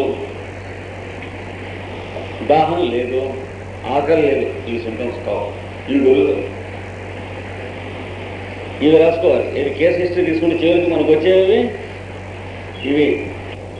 వార్తలు లేనప్పుడు న్యూస్ పేపర్లో నానా చెప్తాను హెడ్లైన్స్లో వేస్తూ ఉంటారు చూడండి జర్నలిస్టులు.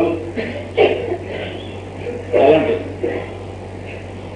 పేజీలు నింపడానికి చేసే టాక్టిక్స్ లాగా మీకు ఎన్ని రాసుకున్నా ఇవే వస్తాయి. మొక్కలు నొప్పి, కడుపు నొప్పి, తలనొప్పి, బాబోయ్ ఆకలి లేదు, రుచిగా లేదు, హితంగా లేదు, ఇంకా నీకేమిటి ఎప్పుడు ఎక్కువ అవుతాయి, ఎప్పుడు తగ్గుతాయి అంటే ఏం లేదండి, అలా ఉంటూనే ఉన్నాయి. మొదట అలా కదండి, మొదటి రోజుల్లో అయితే ప్రతి మార్చిలోనూ నాకు ఎక్కువ అయ్యేది. అవి మాయమైన సింటమ్స్. ప్రతి మార్చిలోనూ జ్వరం వచ్చేదండి, పొట్ట వచ్చేదండి, యూరినేషన్ అది బంద్ అయ్యేది, జాండీస్ లాగా వచ్చేది, మన తగ్గిపోతుంది. అంటే దాన్ని ఏంటంటాం మోడల్కి. ఇప్పుడు ఏమైంది? మార్చిలేదు ఏప్రిల్లో ఉంటుందండి. అలాగే యాస్తమా వెనక ఎప్పుడు వచ్చేది అంటే మబ్బు స్థితాలు వచ్చేదండి. ఆగస్టు సెప్టెంబర్ అంతా విపరీతమైన బాధలు పెట్టేది. తర్వాత తగ్గిపోయింది. మళ్ళీ ఆగస్టు దాకా మళ్ళీ వచ్చేది కదా. తర్వాత ఏమైంది? ఆగస్టు సెప్టెంబర్ తర్వాత అక్టోబర్లో రావడం మొదలెట్టింది. తర్వాత వింటర్లో డిసెంబర్లో రావడం మొదలెట్టింది. తర్వాత అక్టోబర్కి డిసెంబర్కి మధ్యలో ఉన్న టైం గ్యాప్ ఫిలప్ చేసింది. తర్వాత మిలిమిలిగా సమ్మర్లో కూడా రావడం మొదలెట్టింది. ఇప్పుడు అన్ని సీజన్స్లో ఒకటే అయింది. That means it is incurable. చేయగలిగినటువంటిది లేదు, ప్యాలియేషనే. దీన్ని కామన్ సింటమ్స్ అంటారు. Common symptoms మిగిలిపోయాయి.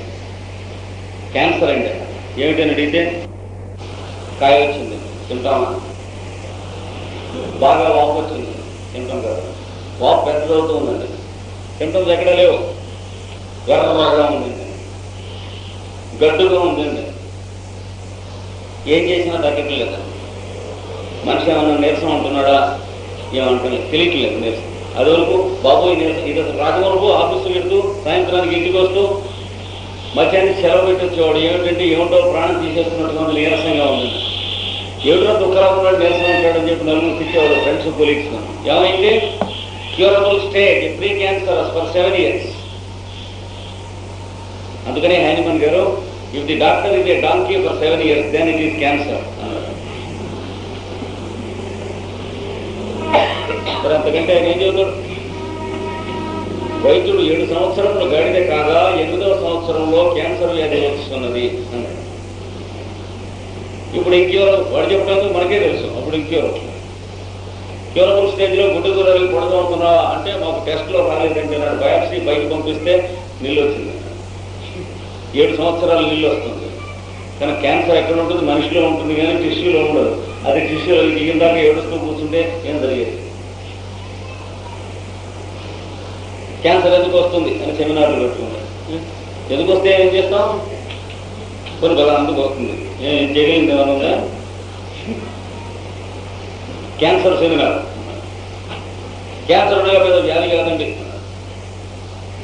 బయటే ఒప్పుకున్నాం. మరి వచ్చి ప్రస్తుతం వాళ్ళు ఏం చేద్దామంటే అది అక్కడ ఉంటుంది, అది వ్యాధి కాదని ఒప్పుకోండి అంటారు. తగ్గిన పెట్టేటువంటి నువ్వులు గర్భాలట పోస్ట్ మార్టం వర్క్. దానివల్ల ఏమిటి ఉపయోగం? ఊరికే టిష్యూస్ అలా మల్టిప్లై అయిపోతాయి కానీ డిసీజ్ ఏమిటిందండి. అయితే ఇల్లు తగలటం ఊరికి రిపోర్టుకుని ఆశ్రయించాలి. అదే పెద్ద తగలటం ఏంటంటే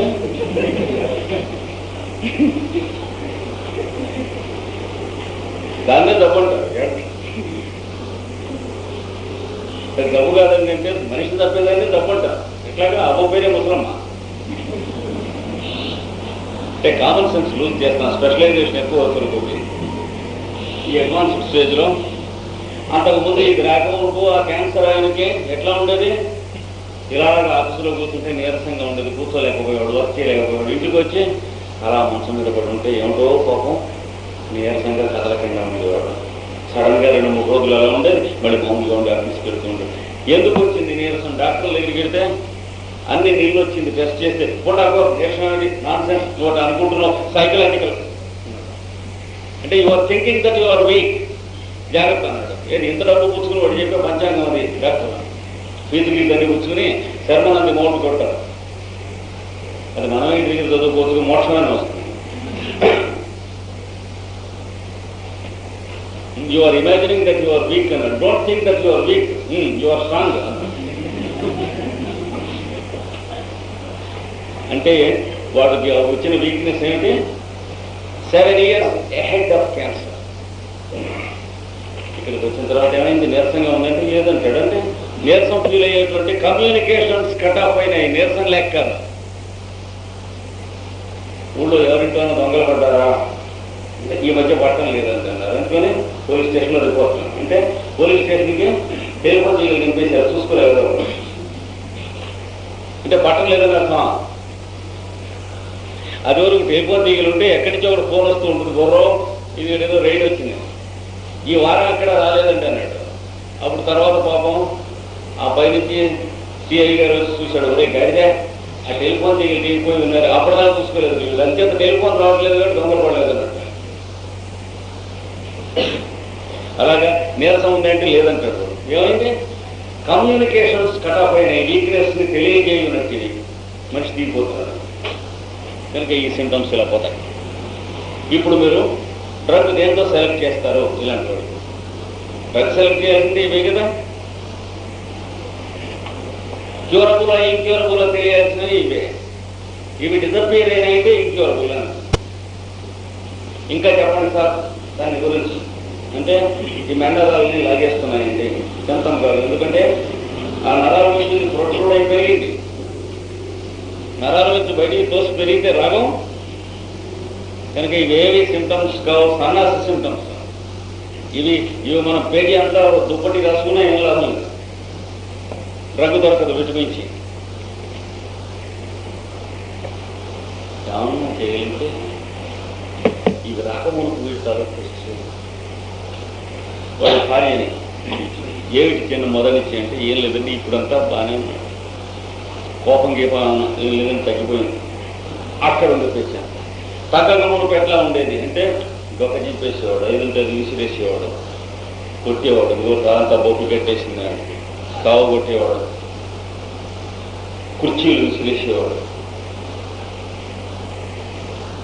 తిట్లు, బూతులు.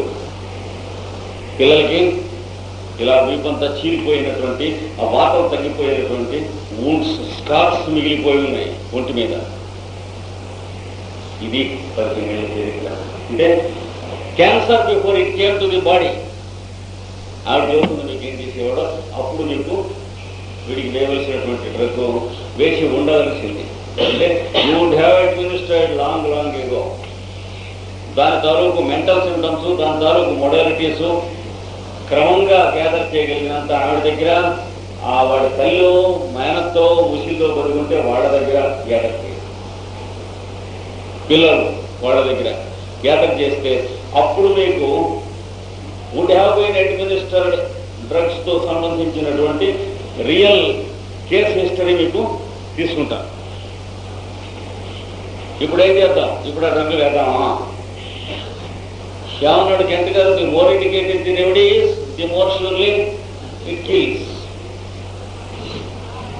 వీళ్ళ దగ్గరికి వచ్చి ఇలా బాబు పొరపాటు అయింది, ఎన్ని మాటలు వాళ్ళకి వస్తున్నాం అంటారు. పెద్దవాళ్ళకి వాళ్ళైనా నిద్రపోయేయడం. ప్రతివాడు ఈ డ్రగ్స్ అని తెలిసిన వాడు ఎప్పుడు కదిలిస్తాడు? ఇలాంటి కండిషన్స్.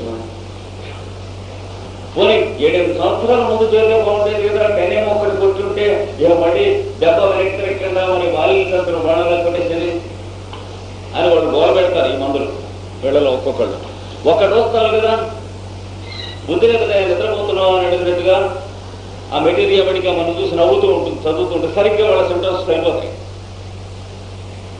వేస్తే ఇది వేసిన పాపాన్ని వాళ్ళు లేచిపోతారు ఇప్పుడు. అందుకని 30తో స్టార్ట్ చేసుకోండి.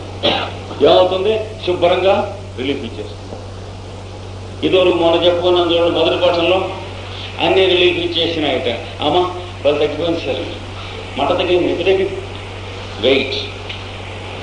ఇది సర్ఫేస్ తగ్గడమా, క్యూర్ ప్రారంభించడమా? సర్ఫేస్ అయిపోయింది, అక్కడితో ఆగింది. ఇంకేం జరగలేదు. 2 వారాలు, 3 వారాలు, 4 వారాలు, 5 వారాలు, 6 వారాలు, ఇంకేం జరగలేదు. వేద్దాం 2 డోసు వేద్దాం. ఏది డిసైడ్ చేయడానికి అసలు మీకు ఇండెక్స్ ఏది? అలా కాకుండా తగ్గాలంటే నిజంగా తగ్గే కండిషన్ ఉంటే ఏమవుతుంది, వీడికి రిలీఫ్ వచ్చేసి 2-3 వారాల్లో మంట ఎక్కిపోతుంది. మళ్ళీ ఓ ఓ ఓ అంటే గోలబెట్టి వస్తాడు. మంట ఎక్కింది, గోలబెట్టాడంటే అడ్మినిస్టర్ సెకండ్ డోస్. అప్పుడే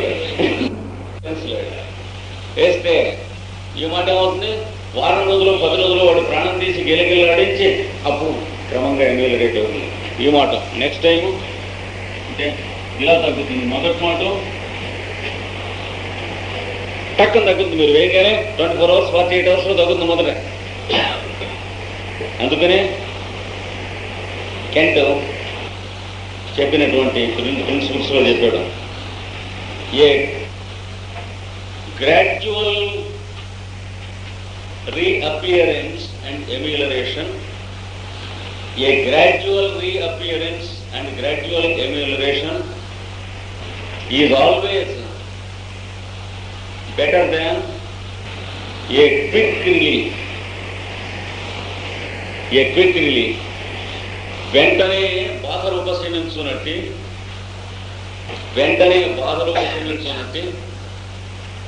సందర్భము కన్నా క్రమముగా ఉద్రేకించుట కానీ, క్రమముగా ఉపశమించుట కానీ ఎప్పుడూ మంచి వైద్యమును సూచించు. It means the case is curable. నివారణకు లొంగునని అర్థం. A quick and wonderful relief indicates that it is only temporary. శీఘ్రము ఆశ్చర్యకరము అగు ఉపశమనము తాత్కాలికమే అని తెలియదు. ఇది కెంట్ చెప్పినటువంటి మరికొన్ని ప్రిన్సిపల్స్. కనుక 2వ డోసు అగ్రవేట్ అయిన తర్వాత వేసాను చూడండి, అప్పుడు ఒక 2-3 వారాలు పట్టింది అనుకోండి, కొంచెం తగ్గుతూ. అంటే 5-6 మాసాల లోపల మీకు రేంజ్ ఆఫ్ క్యూరబిలిటీలోకి వేస్తాడు పేషెంట్.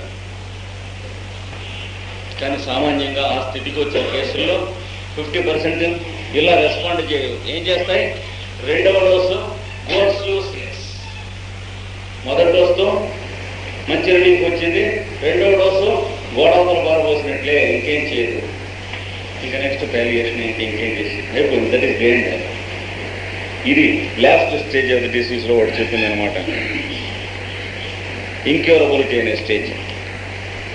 ఇది చోరా క్రమంగా విజృంభించి పెరిగి మనిషిని చంపునట్టు కథ. ఇందులో సోరా తప్పు కొంత ఉన్నప్పటికీ మన అజ్ఞానం చేత, వైద్యుని అజ్ఞానం చేత కనీసం a minimum period of 30 years story మొత్తం ఇప్పుడు మనం చెప్పుకున్నాం. ఒక రోజుది కాదు, 30 సంవత్సరాలు మనం కానీ మన డాక్టర్ కానీ మనకు చేసినటువంటి స్టూపిడ్ ట్రీట్మెంట్ వల్ల వచ్చినది. మీకు తెలుసు కదా, 30 సంవత్సరాలు ఒక రౌండ్ తిరుగుతాడు Saturn. Sora completes the round and makes it incurable. Cycles కొన్ని ఉన్నాయి హ్యూమన్ బాడీకి, దానికి 28 రోజుల్లో చంద్రుడు రౌండ్ తిరుగుతాడు ఎర్త్ చుట్టూ. 28 రోజుల్లో women's menstrual cycles, fertility timings ఉన్నాయి. ఇట్లాగా కరెస్పాండెన్సెస్ ఉన్నాయి కొన్ని. అవి కూడా కొద్దిగా మనం తెలుసుకోవాలి. తెలుసుకున్నప్పుడు ఈ వైద్యానికి ఉన్న బ్యాక్గ్రౌండ్ మనకు బాగా తెలుస్తుంది. రేపు వాళ్ళు కొంచెం చెప్పి నెక్స్ట్ లెసన్లో ప్రొసీడ్ అవుతాం. రియల్ మెడికల్ నాలెడ్జ్కి బ్యాక్గ్రౌండ్లో ఉండవలసినటువంటి కొన్ని ప్రిన్సిపల్స్ డైరెక్ట్గా మెడికల్ సైన్స్కి సంబంధించిన కాకపోయినా తెలిసి తీరాల్సిన అవి వీళ్ళు చెబుతాను. నేచర్లో ఉంటాయి ఈ లాస్, ఒక్కొక్క లా తెలుసుకోండి. The law of periodicity. మన ఎర్త్మవుతున్నటువంటి మినరల్స్ కానీ, ప్లాంట్స్ కానీ, యానిమల్స్ కానీ, హ్యూమన్ కింగ్డమ్ కానీ ప్రతి యాటమ్ అందులో ఉన్న కౌంటర్ పార్ట్స్ కూడా they are exposed to a regular periodicity of some phenomena, sunrise sunset ఇట్లాంటివి. ఎర్త్ రొటేషను, దానివల్ల sunrise sunset day and night ఇవి ఎఫెక్ట్ అవుతూ ఉన్నాయి ఎర్త్ మీద. అలాగే సన్ చుట్టూ ఎర్త్ తిరుగుతున్న ప్యాసేజ్ వల్ల సీజన్స్ వాటి సైకిల్స్ ఇవన్నీ ఉన్నాయి. కనుక పీరియడ్సిటీ అంటే సైకిల్స్, అంటే సూర్యోదయం అవటం, అక్కడి నుంచి ఎండ ఎక్కటం, మిట్ట మధ్యాహ్నం రావటం, అక్కడి నుంచి ఎండ తగ్గటం, సన్సెట్ రావటం, అక్కడి నుంచి చీకటి పడటం, క్రమంగా యాక్టివిటీ నుంచి విత్డ్రా అవటం కాన్షియస్నెస్ రెస్ట్లోకి, maximum rest night midnight, అక్కడి నుంచి క్రమంగా అవేకనింగ్లోకి రావటం, తెల్లవారుసం అయ్యేటోటి, మళ్ళీ తెల్లారేటోటి, సన్ రైజ్ అవటం. ఇలాగా వీరికి ఎక్స్పోజ్ కానటువంటి యాటమ్ లేదు మన ఎర్త్ మీద. అలాగే డిఫరెంట్ స్పీడ్స్ ఉన్నటువంటి రెండు బాడీస్, అంటే సన్ను మూను కలుసుకుంటాం, అంటే అమావాస్య, అక్కడి నుంచి క్రమంగా మూను ఇంక్రీజ్ అవటం, పౌర్ణమి రావటం, అక్కడి నుంచి మూను క్రమంగా డిక్రీజ్ అవటం, మళ్ళీ అమావాస్య రావటం. ఇలాగా ప్రతిదీ ఏది తీసుకున్న నేచర్లో మ్యాన్మేడ్ కాకుండా ఉన్నటువంటి ఏది చూసినా మీకు ఇది వర్క్ చేస్తుంది పీరియడ్స్. కనుక హెల్త్ కూడా దేని మీద ఆధారపడి ఉంటుంది? పీరియడ్సిటీ మీద ఆధారపడి ఉంటుంది. అంటే మనం చేసుకోవాల్సిన పీరియడ్సిటీ అంటే రెగ్యులారిటీ, ప్రతిరోజు అదే టైంకి అదే పని చేయటం, వీలైనంత వరకు ఎన్ని పనులు వీలైతే అన్ని అదే టైంకి అక్కడే ఉంటాం. ఇట్లాంటి వాటికి కొంతవరకు మన ఆఫీసు రొటీన్ వర్క్ ఇవన్నీ హెల్ప్ చేస్తాయి. కానీ మెకానికల్గా జరుగుతున్నాయి. కాన్షియస్గా జరిగితే మాత్రం a wonderful magnetism begins to flow through us. అంటే తన జాబ్ కానీ తన బిజినెస్ కానీ మెకానికల్గా చేసేవాడికి కాన్షియస్గా చేసేవాడికి ఆ తేడా ఉంటుంది. ఆ రెండో వాడి మొహంలో హెల్త్ గ్లో అవుతూ ఉంటుంది, హీలింగ్ మ్యాగ్నెటిజం వాడిలో చూస్తూ ఉంటుంది. వాడి పక్కన ఎవరు కూర్చున్నా సరే అంతకుముందు రెస్ట్లెస్గా ఉంటే కాసేపు హాయిగా ఉంటుంది వాడికి, అంతకుముందు బాధల్లో ఉంటే కాసేపు బాధలు దగ్గర.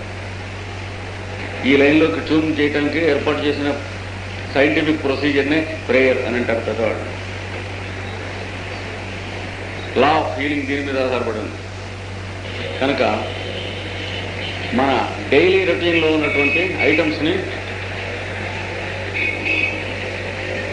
Activity, food, rest and sex, ఇవి అంటే వర్క్, రెస్ట్ అంటే sleep, diet, food, sleep, sex, ఇవి రెగ్యులరైజ్ అవుతూ ఉన్న కొద్దీ హెల్త్ ఆటోమేటిక్గా ఇంప్రూవ్ అవుతుంది. కనుక మందులు పుచ్చుకునేవాళ్ళు, వైద్యం చేసుకునేవాళ్ళు, చేసేవాళ్ళు కూడా ఇది కాన్షియస్గా ఉండాలి. మందులు పనిచేసేది మనకు హెల్త్ ఇంప్రూవ్ చేయడంలో 100కి 20 పాళ్ళు మాత్రమే అని చెప్పాము. That is dam correct. మిగతా 80 పాళ్ళు ఈ ఫ్యాక్టర్స్ వర్క్ చేస్తాయి. అంటే ఆ చేస్తున్న వర్క్ డే అనేటువంటి ఒకనొక మ్యూజిక్, ఋతుమో, సాంగో లాగా భావించి దాంట్లో మ్యూజిషియన్ ఎలా అయితే ప్లే చేస్తాడో వేరియేషన్స్, ఆ వేరియేషన్స్ లాంటివిగా గుర్తుంచుకోవాలన్నమాట. సెల్ఫ్ కాన్షియస్గాను సెల్ఫ్ అవేర్గాను ఉండాలి. ఉన్నప్పుడు వర్క్తో ఐడెంటిఫై కాడు, తానుగానే ఉంటాడు. వర్క్ తన చుట్టూ జరుగుతూ ఉంటుంది. వర్క్ చాలా హెవీగా బిజీగా ఉందనుకోండి, తాను మైండ్లో ఇన్వాల్వ్ అయ్యాడంటే బిజీగా అవుతాడు. అలా కాకుండా వర్క్ తనకంటే అవుటర్గా ఉంటుంది వీడికి. అప్పుడు గేమ్స్ ఆడేటువంటి వాడు చేస్తున్న యాక్టివిటీకి అదే గేమ్ సామాన్లు షాపులో అమ్ముతున్న వాడి యాక్టివిటీకి తేడా ఏంటి? అదే తేడా. అంటే సెల్ఫ్ అవేర్నెస్ అనేది రొటీన్లో ఉంచుకుని మళ్ళీ ఈవేళ ఎన్ని గంటలకి ఎక్కడ ఉన్నాం, రేపు అన్ని గంటలకి అక్కడ ఉంటాం. ఈవేళ ఎన్ని గంటలు వర్క్ చేసామో రేపు అన్ని గంటలు వర్క్ చేయటం.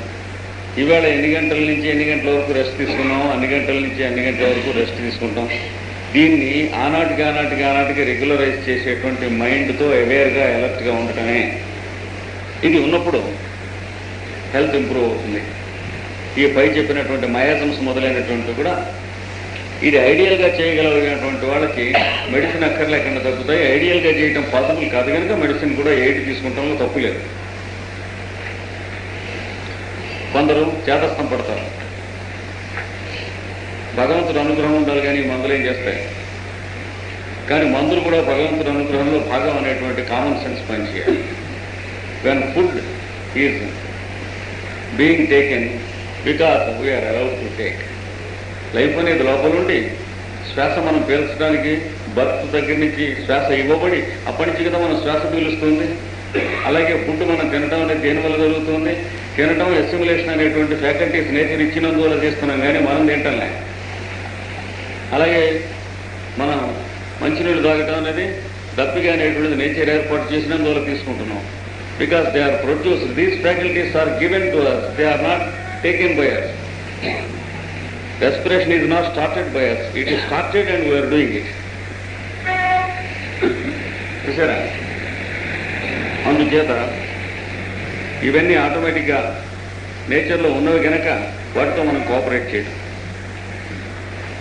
ఇవన్నీ ఎప్పుడైతే ఆటోమేటిక్గా మనకి గిఫ్ట్స్ ఆఫ్ నేచరో, అన్నిటితో పాటు using substances medicinally is also a gift of nature given by God. మిగతావన్నీ అవి అయి ఉండి అదొక్కటి కాదా? కొందరికి ఒక మిస్కన్సెప్షన్ ఉంటుంది, మనం భక్తి చేస్తున్నాం కదా, జపం చేస్తున్నాం కదా, ప్రేయర్ చేస్తున్నాం కదా, పూజ చేస్తున్నాం కదా, ఇంకా మందులు ఎందుకు? ప్రతి సంప్రదాయంలోనూ ఇట్లాంటి సల్ఫర్ లాజిక్ ఉంటుంది. ఇప్పుడు సిబిబి గారి కల్ట్లో ఉన్నవాళ్ళు కూడా కొంతమంది సిబిబి ప్రేయర్ చేస్తున్నాం, మరి మందులు ఎందుకంటే దీని మీదనే ఉండాలి, నమ్మకం దాని మీదనే ఉండాలి. That is false logic. నిజంగా తన సిబిబి ప్రేయర్ చేస్తున్నాం, మరి మందులు ఎందుకంటే దీని మీదనే ఉండాలి, నమ్మకం దాని మీదనే ఉండాలి. That is false logic.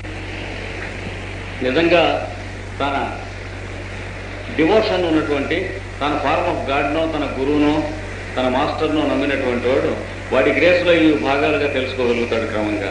తన మైండ్కి సరైన డ్రగ్ తక్షణం అనేది తన తెలివితేటలు కాదు, గాడ్స్ గ్రేస్ అనే సంగతి తెలుస్తుంది. అందుకని కామన్ సెన్స్ క్రమంగా ఈవెన్గా స్ప్రెడ్ అవ్వాలి. లా ఆఫ్ పీరియడ్స్కి గుర్తుండాలి. దాన్ని అనుసరించి రెగ్యులారిటీ అనేటువంటి దాంట్లోకి మనం రొటీన్ని గ్రాడ్యువల్గా తెచ్చుకుంటూ ఉండేటువంటి మైండ్ ఎప్పుడూ ఉండాలి. ఎంత తెచ్చుకోగలిగామనేది, తెచ్చుకోగలిగిన దాన్ని తెచ్చుకుంటూ ఉండాలి. తెచ్చుకోలేని దాని గురించి మైండ్లో హార్ప్ చేసుకుని రిమెంబర్ చేయకూడదు. అంటే నిన్న రెగ్యులర్గా ఉండలేకపోయామనే దాని మీద మైండ్ ఉండకూడదు. ఇవాళ రెగ్యులర్గా ఉండడానికి ట్రై చేయడం మీద మైండ్ ఉండాలి. కనుక మెడిసిన్ ఒక్కటే కాక బ్యాక్గ్రౌండ్లో ఇది కూడా తీసుకోవాలి. దీని మీద ఆధారపడే నెక్స్ట్ లా ఆఫ్ ఆల్టర్నేషన్. ఇవి మీకు పాపులర్ మెడికల్ లిటరేచర్లో కానీ సైంటిఫిక్ లిటరేచర్లో కానీ దొరకవు, కానీ 21st సెంచరీ సైన్స్లో వస్తాయి. కొన్ని బుక్స్లోనే ఉన్నాయి, ఆ కొన్ని బుక్స్ ఇంకా పాపులర్ కాదు. ఉదాహరణకి మొన్న చెప్పాను, యాలిస్ ఏ బెయిలీ అనేటువంటి ఆమె 24 వాల్యూమ్స్ రాసింది ఈ సబ్జెక్ట్స్ మీద. ఆ మాస్టరు హిమాలయస్లో ఒక విలేజ్లో ఉంటూ, లండన్లో ఆవిడ ఉంటే కొన్నాళ్ళు న్యూయార్క్లోను, ఇక్కడి నుంచి అక్కడికి మెంటల్గా డిక్టేట్ చేశాడు ఈ 24 వాల్యూమ్స్ అన్న. ఆవిడ ఆటోబయోగ్రఫీ చదివితే తమాషగా ఉంటుంది. అయితే ఆవిడ మాస్టర్ హిందువు కాదు, ఆవిడ క్రిస్టియన్ కాదు. ఆ మాస్టర్ తల్లిదండ్రులు హిందువులు, ఆవిడ తల్లిదండ్రులు క్రిస్టియన్స్. వీళ్ళిద్దరూ ఈ రిలీజియన్కి సంబంధించిన వాళ్ళు. వాళ్ళు రాసిన పుస్తకాల్లో దొరుకుతాయి మీకు.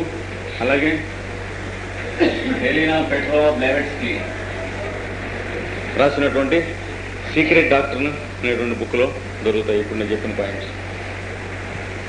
అయితే ఆ బుక్స్ సోర్సెస్కి ఇప్పుడు మీరు వెళ్ళక్కర్లేదు. మెల్లిగా సబ్జెక్ట్ మీద ఇంట్రెస్ట్ వస్తే 5, 6, 7, 10 ఏళ్ళు అయిన తర్వాత ఇంట్రెస్ట్ని బట్టి చదువుకోవచ్చు. కానీ పాయింట్స్ మాత్రం మాట వినియోగించి చేయండి, పొరలో పడి ఉంటాయి. లా ఆఫ్ ఆల్టర్నేషన్ ఇందాక దాన్ని బేస్ చేసింది. అంటే సూర్యోదయం వచ్చి మళ్ళీ సూర్యోదయం వచ్చింది అంటే, సూర్యోదయం కాక ఇంకోటి మధ్య వస్తే తప్ప మళ్ళీ సూర్యోదయం ఎలా వస్తుంది? అంటే something which is apparently opposite of in nature మధ్యన ఇంటర్లూడ్ అవ్వాలి. డే వచ్చాక మళ్ళీ డే వస్తుందంటే మధ్య నైట్ వస్తే తప్ప డే ఎట్లా వస్తుంది? కంటిన్యూస్ డే ఉంటే డే వచ్చాక డే రాదు. కానీ నేచర్లో ఉన్న రెండో ఫినామినా ఏంటంటే దానికి డయామెట్రికల్లీ ఆపోజిట్ నేచర్ వస్తుంది. అయితే మనకి కొంచెం ఇగ్నోరెన్స్ ఉండి కామన్ సెన్స్ ఎక్కువైతే ఆపోజిట్ నేచర్ అంటాం. బ్యాక్గ్రౌండ్ మైండ్ అర్థమైనప్పుడు సప్లిమెంటరీ నేచర్ అంటాం. డేను నైట్ ఒకదానికొకటి ఆపోజిట్ అనేది మన ఇగ్నోరెంట్ మైండ్కి ట్రూత్ లాగా కనిపిస్తుంది. డే ఒక హాఫ్, నైట్ ఒక హాఫ్ను కాంప్లిమెంటరీస్ అనేది బ్యాక్గ్రౌండ్ మైండ్లోకి మనం పెడితే తెలుస్తుంది. అంటే ఆ మొదటి టైప్ ఆఫ్ మైండ్ ఉన్నవాడు ప్రపంచంతో వాడికి కాంప్రమైజ్ కానటువంటి ట్రూత్స్ చాలా ఉంటాయి. అంటే క్వారల్సమ్గా ఉంటాడు, రెవల్యూషనరీగా ఉంటాడు. ఈ రెండో టైప్ ఆఫ్ మైండ్ ఉన్నవాడికి ప్రపంచంలో ఉన్న ఐడియాలజీ అన్నీ కూడా దేని ప్లేస్ దానికి ఉందని తెలుస్తుంది. ఈ చేంజ్ వచ్చిన వాడికి ఆటోమేటిక్గా హెల్త్ గ్రాడ్యువల్గా ఇంప్రూవ్ అవుతుంది. ఈ లా తెలిసిన వాడికి లా ఆఫ్ ఆల్టర్నేషన్లో ఉదాహరణకి డే నైట్ ఆల్టర్నేట్ అవుతుంది. అలాగే నీరు టెంపరేచర్ తగ్గితే మంచుగడ్డ అవుతుంది, మంచుగడ్డ టెంపరేచర్ ఎక్కువైతే నీరు అవుతుంది. ఇది ఆల్టర్నేషన్. ఆ స్టేజ్ నుంచి ఈ స్టేజ్కి, ఈ స్టేజ్ నుంచి ఆ స్టేజ్కి. కనుక సోలార్ సిస్టంలో మొత్తం ఇందాక చెప్పింది కాకుండా ఇంకోటి కూడా జరుగుతుంది. ఈ ప్రకారం కాన్షియస్నెస్ ఒక ఫల్క్రమ్ వీల్ మీద తిరుగుతూ కాన్షియస్నెస్లోంచి మ్యాటర్ వస్తుంది, మ్యాటర్లోంచి కాన్షియస్నెస్ వస్తుంది. Solar system pure consciousness and light sun, అందులోంచి ప్లానెటరీ బాడీస్ వస్తున్నాయి, మ్యాటర్ వస్తుంది. ఈ మ్యాటర్లోంచి లివింగ్ బీయింగ్స్ వస్తున్నాయి, లివింగ్ బీయింగ్స్ నుంచి కాన్షియస్నెస్ వస్తుంది, మళ్ళీ సైకిల్ కంప్లీట్ అవుతుంది. మధ్యన ఒక ఫల్క్రమ్ ఉన్నది, దీని పేరు ఫోర్స్ అంటాం. కాన్షియస్నెస్ టు మ్యాటర్ డిసెంట్ జరుగుతుంది, మ్యాటర్ టు కాన్షియస్నెస్ ఎసెంట్ జరుగుతుంది. మధ్యన ఫోర్స్ ఫల్క్రమ్గా పనిచేస్తుంది. ఇవి మనలో మైండ్, లైఫ్, బాడీగా పనిచేస్తుంది. ఈ లాకి ఎక్స్పోజ్ కాని వాళ్ళం ఎవరం లేము. సోలార్ సిస్టంలో మనం కూడా ఒక పార్టీ కనుక వచ్చేసింది. ఇప్పుడు వీడికి ఏం చేయాలి? పాలిటికల్ 6 వేస్తే ఆ నేట్రం ఊరికి కనబెట్టేస్తుంది. అంత నేట్రం ఊరికి నిన్నగా వేసింది. అది ఇంకా పాపం ఇంకా బెట్టింగ్ గిట్టింగ్ లాంటిలో తీసుకుని ఉంటాడు. అప్పుడు వాకిట్లోకి వచ్చే రూమ్ ఎవరికో ఇచ్చేసారండి, ఎంగేజ్మెంట్ అవుతారు, తిరిగి రావాలి. వెంటనే దానివల్ల వచ్చిన జబ్బు కనుక అది ఇంకా సర్దుకుని ఉండదు లోపల.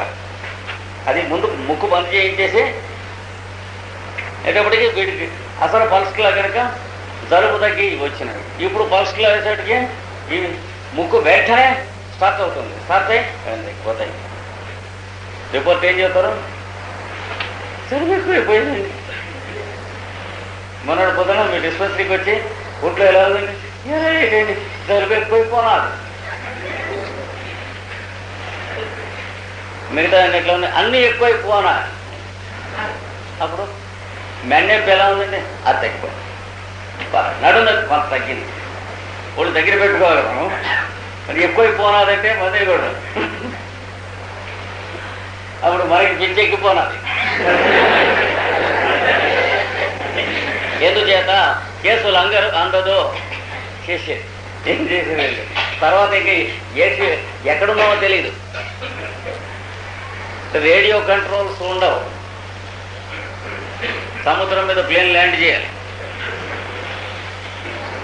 ఇది బాగా గైడింగ్ సిమ్టమ్ కింద పెట్టుకోవాలి. ఇలాంటివన్నీ జాగ్రత్తగా తీసి మనకి వీటిని ఎలా ఉపయోగించుకోవాలో కావాల్సినటువంటి ఒక ఆర్ట్ ఇచ్చినటువంటి 12 వాల్యూములు రాశాడు herring, Constantine herring, guiding symptoms అనేటువంటి పేరుతో. ప్రతి అక్షరం కూడా వీక్లీ చదివే బదులు స్ట్రాంగ్లీ అంటే ఇలాంటి పుస్తకాలు చదవడం.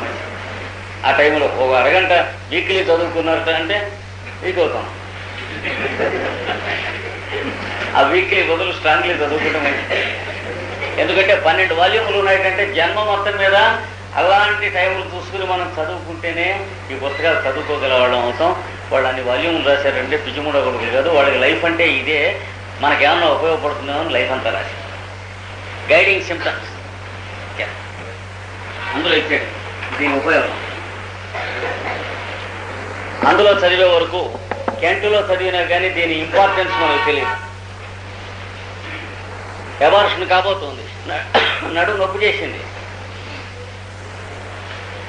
నిన్న మొన్న జలుబు మందు అడిగారు, వేశాం, అది తగ్గింది, ఇప్పుడు థ్రెటెండ్ అబార్షన్గా ఉంది. పల్సటిలో వేస్తేనే అబార్షన్ ఆగుతుంది, ఇంకేం వేసినా ఆగదు. మనం చేసిన ఫూలిష్ నిన్న వేసిన మందుకి. అది గైడింగ్ సిమ్టమ్స్లో హెర్రింగ్ ఇచ్చినటువంటిది. And they are so true. అంటే మనం అసలు ఏమాత్రం ఎక్కడ డౌట్ చేయవలసిన అవసరం లేదు. కళ్ళు మూసుకుని వాళ్ళు చెప్పినట్లు వెళ్ళచ్చు. మనం ఎంత కళ్ళు తెరుచుకుని మనం సొంతంగా వెడితే గోతులోనే పడతాం. నెక్స్ట్ స్టెప్ ఉండదు. మనం సొంతంగా వెడితే జలుబు వచ్చింది వాడు జలుబు మంది ఇచ్చామంటే నెక్స్ట్ వాడు వస్తే మనం ఏమి ఇవ్వాలనేది అక్కడి నుంచి పోతే అందుకే ఇది ఇవన్నీ ఏమేమిటి వీడికి ఎక్కువ అవుతాయి. ఒంటికి కురుపులు ఉన్నాయనుకోండి, జలుబు తగ్గిందంటే సలసల మండిపోతాయి కురుపులు. పుళ్ళు ఉన్నాయనుకోండి, తేళ్ళు కుడుతున్నట్టు ఉంటాయి వీటికి జలుబు తగ్గితే. పల్స్లో వేస్తే జలుబు వచ్చేస్తుంది, కురుపులు ఊరికి ఫోటోలో కురుపులలో ఉంటాయి మంటుండవు. 5 నిమిషాలు తేడా అంటే అర్థమైతే ఫ్రమ్ ఇన్సైడ్ ఇది క్యూర్ చేస్తుంది, ఫ్రమ్ అవుట్ సైడ్ జలుబు క్యూర్ చేసాం మనం ఇంతకుముందు.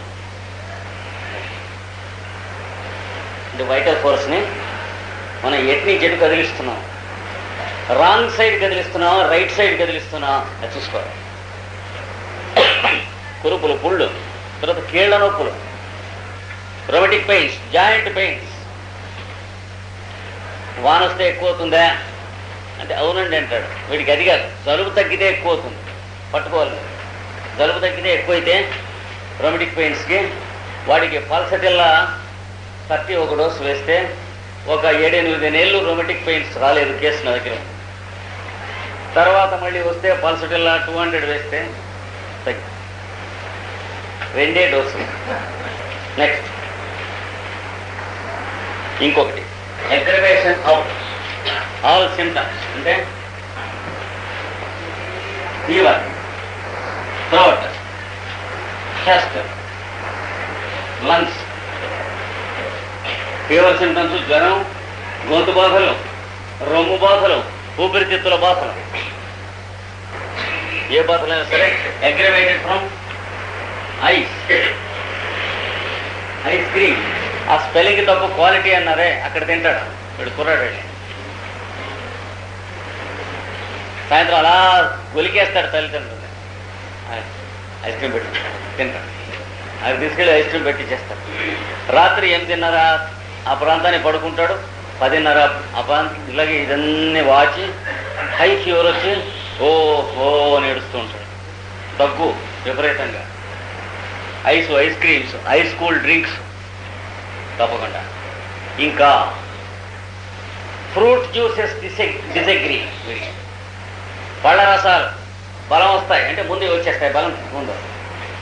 ఇదొకటి వీడి గట్టి మోడాలిటీస్లో ఒకటి. తర్వాత శారీరక బాధలన్నీ కూడా వీడికి physical, aggravated during night, ameliorated during day. రాత్రిపూట జనరల్గా ఎక్కువ అవుతాయి, అన్నీ ఉండవలసిన కంటే ఎక్కువగా ఉంటాయి. పగలు ఉండవలసిన కంటే తక్కువగా ఉంటాయి. పగలు వేడి గదిలో కొడితే ఈ తేడా తెలియదు అంటే ఎక్కువ, మళ్ళీ అప్పుడు ఎక్కువ అవుతాయిగా. రాత్రి వేడి గదిలో కొడితే మరీ ఎక్కువ అవుతాయి. మరి ఇవన్నీ కాంబినేషన్స్ చూసుకోవాలన్నమాట. తర్వాత డైజెస్టివ్ ట్రబుల్స్, మెంటల్ ట్రబుల్స్, జీర్ణశక్తి బాధలు గలవారికి, మానసిక వ్యాధి లక్షణములు కలవారికి. అవి మాత్రం రెండును అగ్రవేటెడ్ ఆఫ్టర్ ఈటింగ్.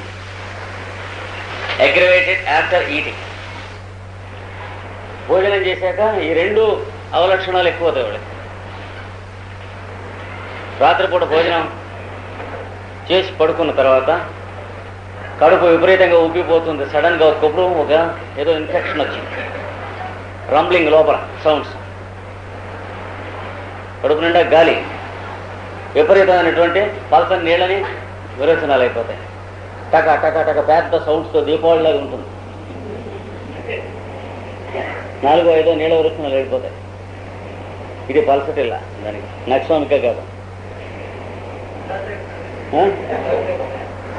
ఒక అర్ధరాత్రి అయితే అని లెక్కేం లేదు దీనికి. రాత్రిపూట రాత్రి అంతా అవుతూనే ఉంటాయి. వీడికి తెల్లవారుసం దాకా కొట్టేస్తాయి. అప్పుడు తెల్లవారులు వచ్చాక అలాగా నీరసంగా ఉంటుంది. ఇంకొక పెద్ద గ్రేట్ హీట్ వితౌట్ ఫీవర్. ఈ బాధలు వచ్చినప్పుడు సామాన్యంగా ఎక్కువ నాకు చాలా జ్వరం వచ్చింది, నాకు జ్వరంగా ఉంది అంటూ ఉంటాడు. థర్మామీటర్ పెడితే సబ్నార్మల్ వస్తుంది.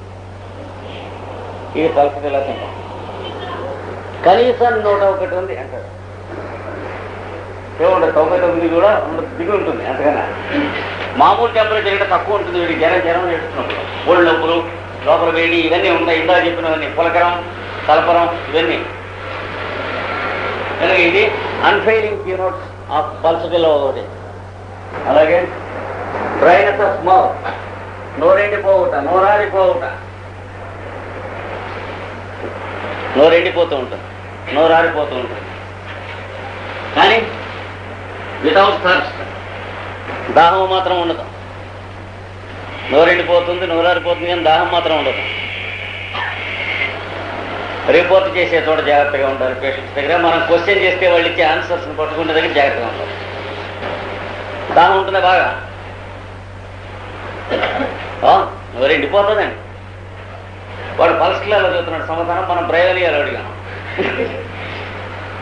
షూర్గా ప్రయోజనం వేసేస్తాం. దాహం ఎక్కువైనా నీకు బాగా ఎక్కువ ఉంటుంది అంటే నోరెండిపోతుందండి. నీరు తాగుతావా అంటే వాడు తాగుతాడు. కానీ డిస్లైక్, ఇష్టం ఉంటే తాగటం లేవాడు. నోరు ఆరిపోతుంది కనుక తాగుతున్నాడు. జాగ్రత్తగా గమనించుకోవాలి. ఒక్కొక్కడిని అడిగితే ఆన్సర్ అట్లాగే వస్తుంది.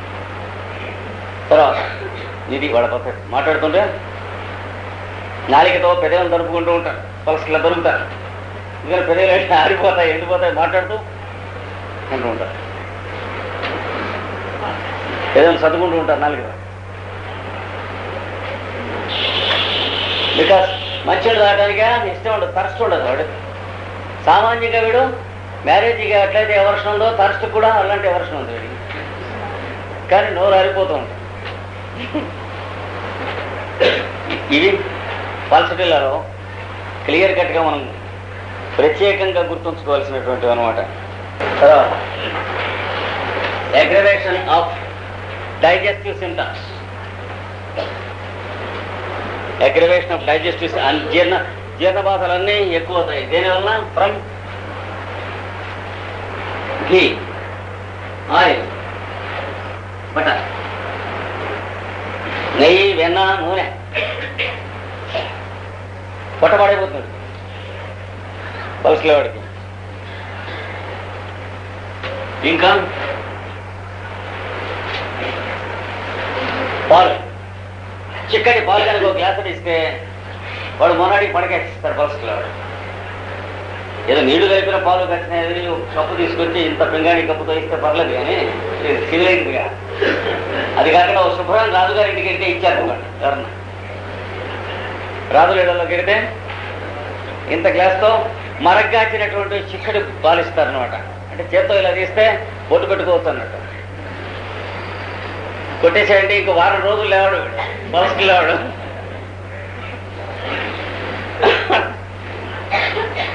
పాలు ఒకటి వీడికి ముఖ్యంగా. గొడ్డు ఈనిందంటే వీడు పడక వేశాడు, జున్ను పాలు తీసుకున్నాడో వీడు పట్టేస్తుంది. మరీ దెబ్బ వీడికి.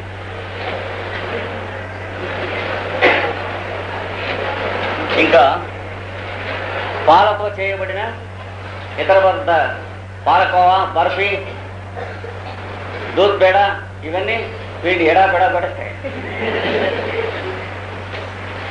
తింటారు అన్నీ వచ్చేస్తాయి. ఇందులో చెప్పిన వర్ణించినటువంటి లక్షణాలన్నీ కూడా వచ్చేస్తాయి ఇందులో ఏ తిన్నా. ఇంకొకటి వీటితో పాటు కలుపుకోండి.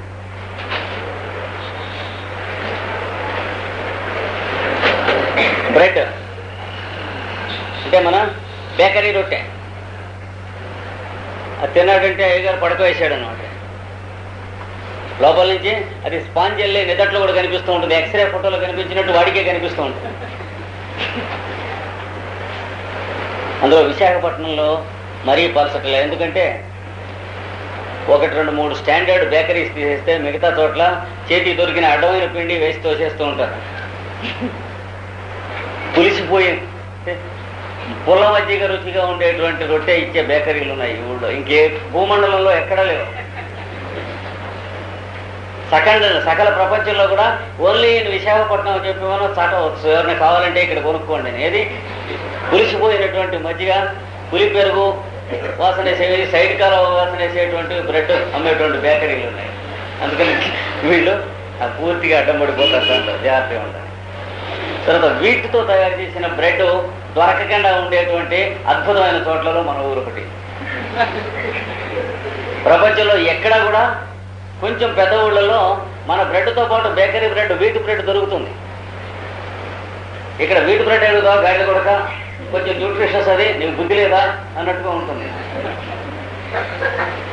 కనుక బ్రెడ్ తింటే పల్స్లో వాడి పని అయిపోయింది అనమాట. ఇంకా కొద్దిగా ఉంటుంది, రేపు ఫినిష్ చేసుకుందాం. Let us now rush to attend the marriage of. అది తప్పని నేను భావించలేదు, కానీ నాకు దాంతోనే ఆ పాయింట్ మీద మళ్ళీ మరొక కొత్త డైమెన్షన్ ఇస్తున్నారేమో అని పొద్దున్న క్లారిఫికేషన్ అడిగితే కాదు, అది తప్పే అని అన్నారు. ఇక్కడ సోరా గురించి చెప్పిన దానిలో last para, Sora lives as a part of the mind అన్న ఆ పేరా తీసుకోండి. నేను చదువుతాను, కొంచెం ఫాలో అవ్వండి. Sora lives as part of the mind in the form of our own wrong attitude. It is acquired through contagion. This does not require a deed.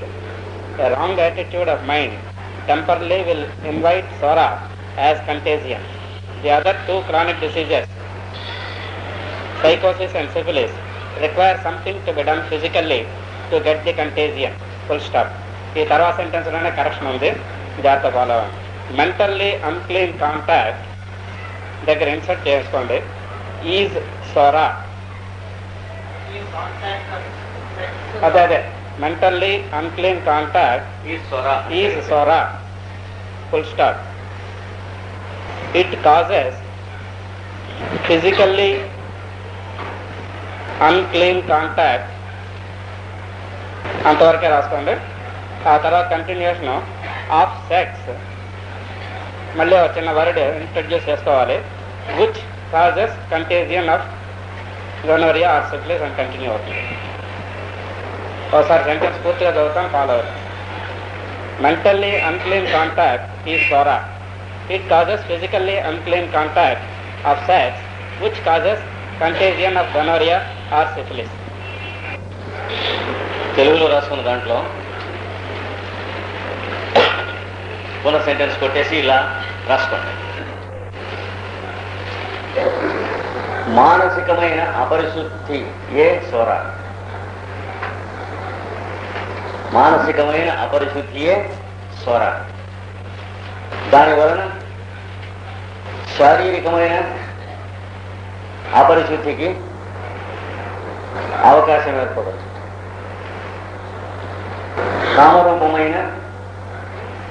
కామ రూపమైన భౌతిక అపరిశుద్ధి సైకోసిస్కును సిఫిలిస్కును కారణమవుతుంది. అది ఇందులో correction.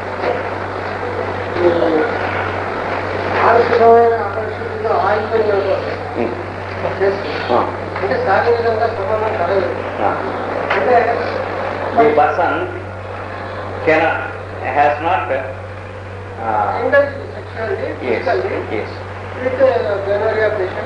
yes, he remains only a purely soric patient and he can never be either psychotic or syphilitic. So the case is true. He has not gone into the aversions of mental disturbances. అంటే గుడ్డ జడ అటువంటి ఇది వస్తాయి కదా, ఈ syphilis సైకోసిస్ వచ్చేటువంటి అవరక్షణలు ఇక్కడికి రావు. అంటే సోరాలో కూడా గుండె దడ ఇట్లాంటివన్నీ any one of the 3 miasms can disturb the vital functions కదా. Yes, a soric patient can get any type of disturbance in any part of the body, no question. కాకపోతే 3 మయోజన్స్లో ఒక్కొక్కటి ఒక్కొక్క పద్ధతిలో తెస్తుంది. ఇందులో ఏ ఒక్క మయోజము కూడాను శరీరంలో ఆపాదమస్తకంలో ఉన్న భాగాల్లో ఏ భాగాన్ని చెడగొట్టలేదు అని అనడానికి ఏ మాత్రం వీల్లేదు. ఏ భాగాన్నైనా అటాక్ చేయొచ్చు 3 మయోజన్స్లో ఏ ఒక్కటి. And Sora is the most dangerous and most sure of all the 3 diseases. And most powerful of the 3. పైగా వచ్చినా కూడా క్యూర్ దుష్కరం అయ్యేటువంటిది సోరాయే. మిగతా 2 కంపారిటివ్గా ఈజీ. Yes sir. సిఫిలిస్ ఇప్పుడు కేవలం అప్పుడు ఫ్రెష్గా కాంటాక్ట్ చేసుకుంటాం సంగతి ఇప్పుడు, అంతేగాని suppose the fellow he's contacted, he has inherited either psychosis or syphilis, then there is no question of this discussion. ఇప్పుడు 2 రకాలు, ఎక్వైర్డ్, హెరిడిటరీ. ఎక్వైర్డ్ దాంట్లో ఇప్పుడు ఈ చెప్పుకుంటాం క్లియర్గా మొన్న చెప్పుకుంటుంది దానికి కంటిన్యూషన్ వేళ చెప్పాను. ఫంక్షన్స్ డిస్టర్బ్ చేశాక ఎక్కడ దాకా వస్తుందని చెప్పాము. అది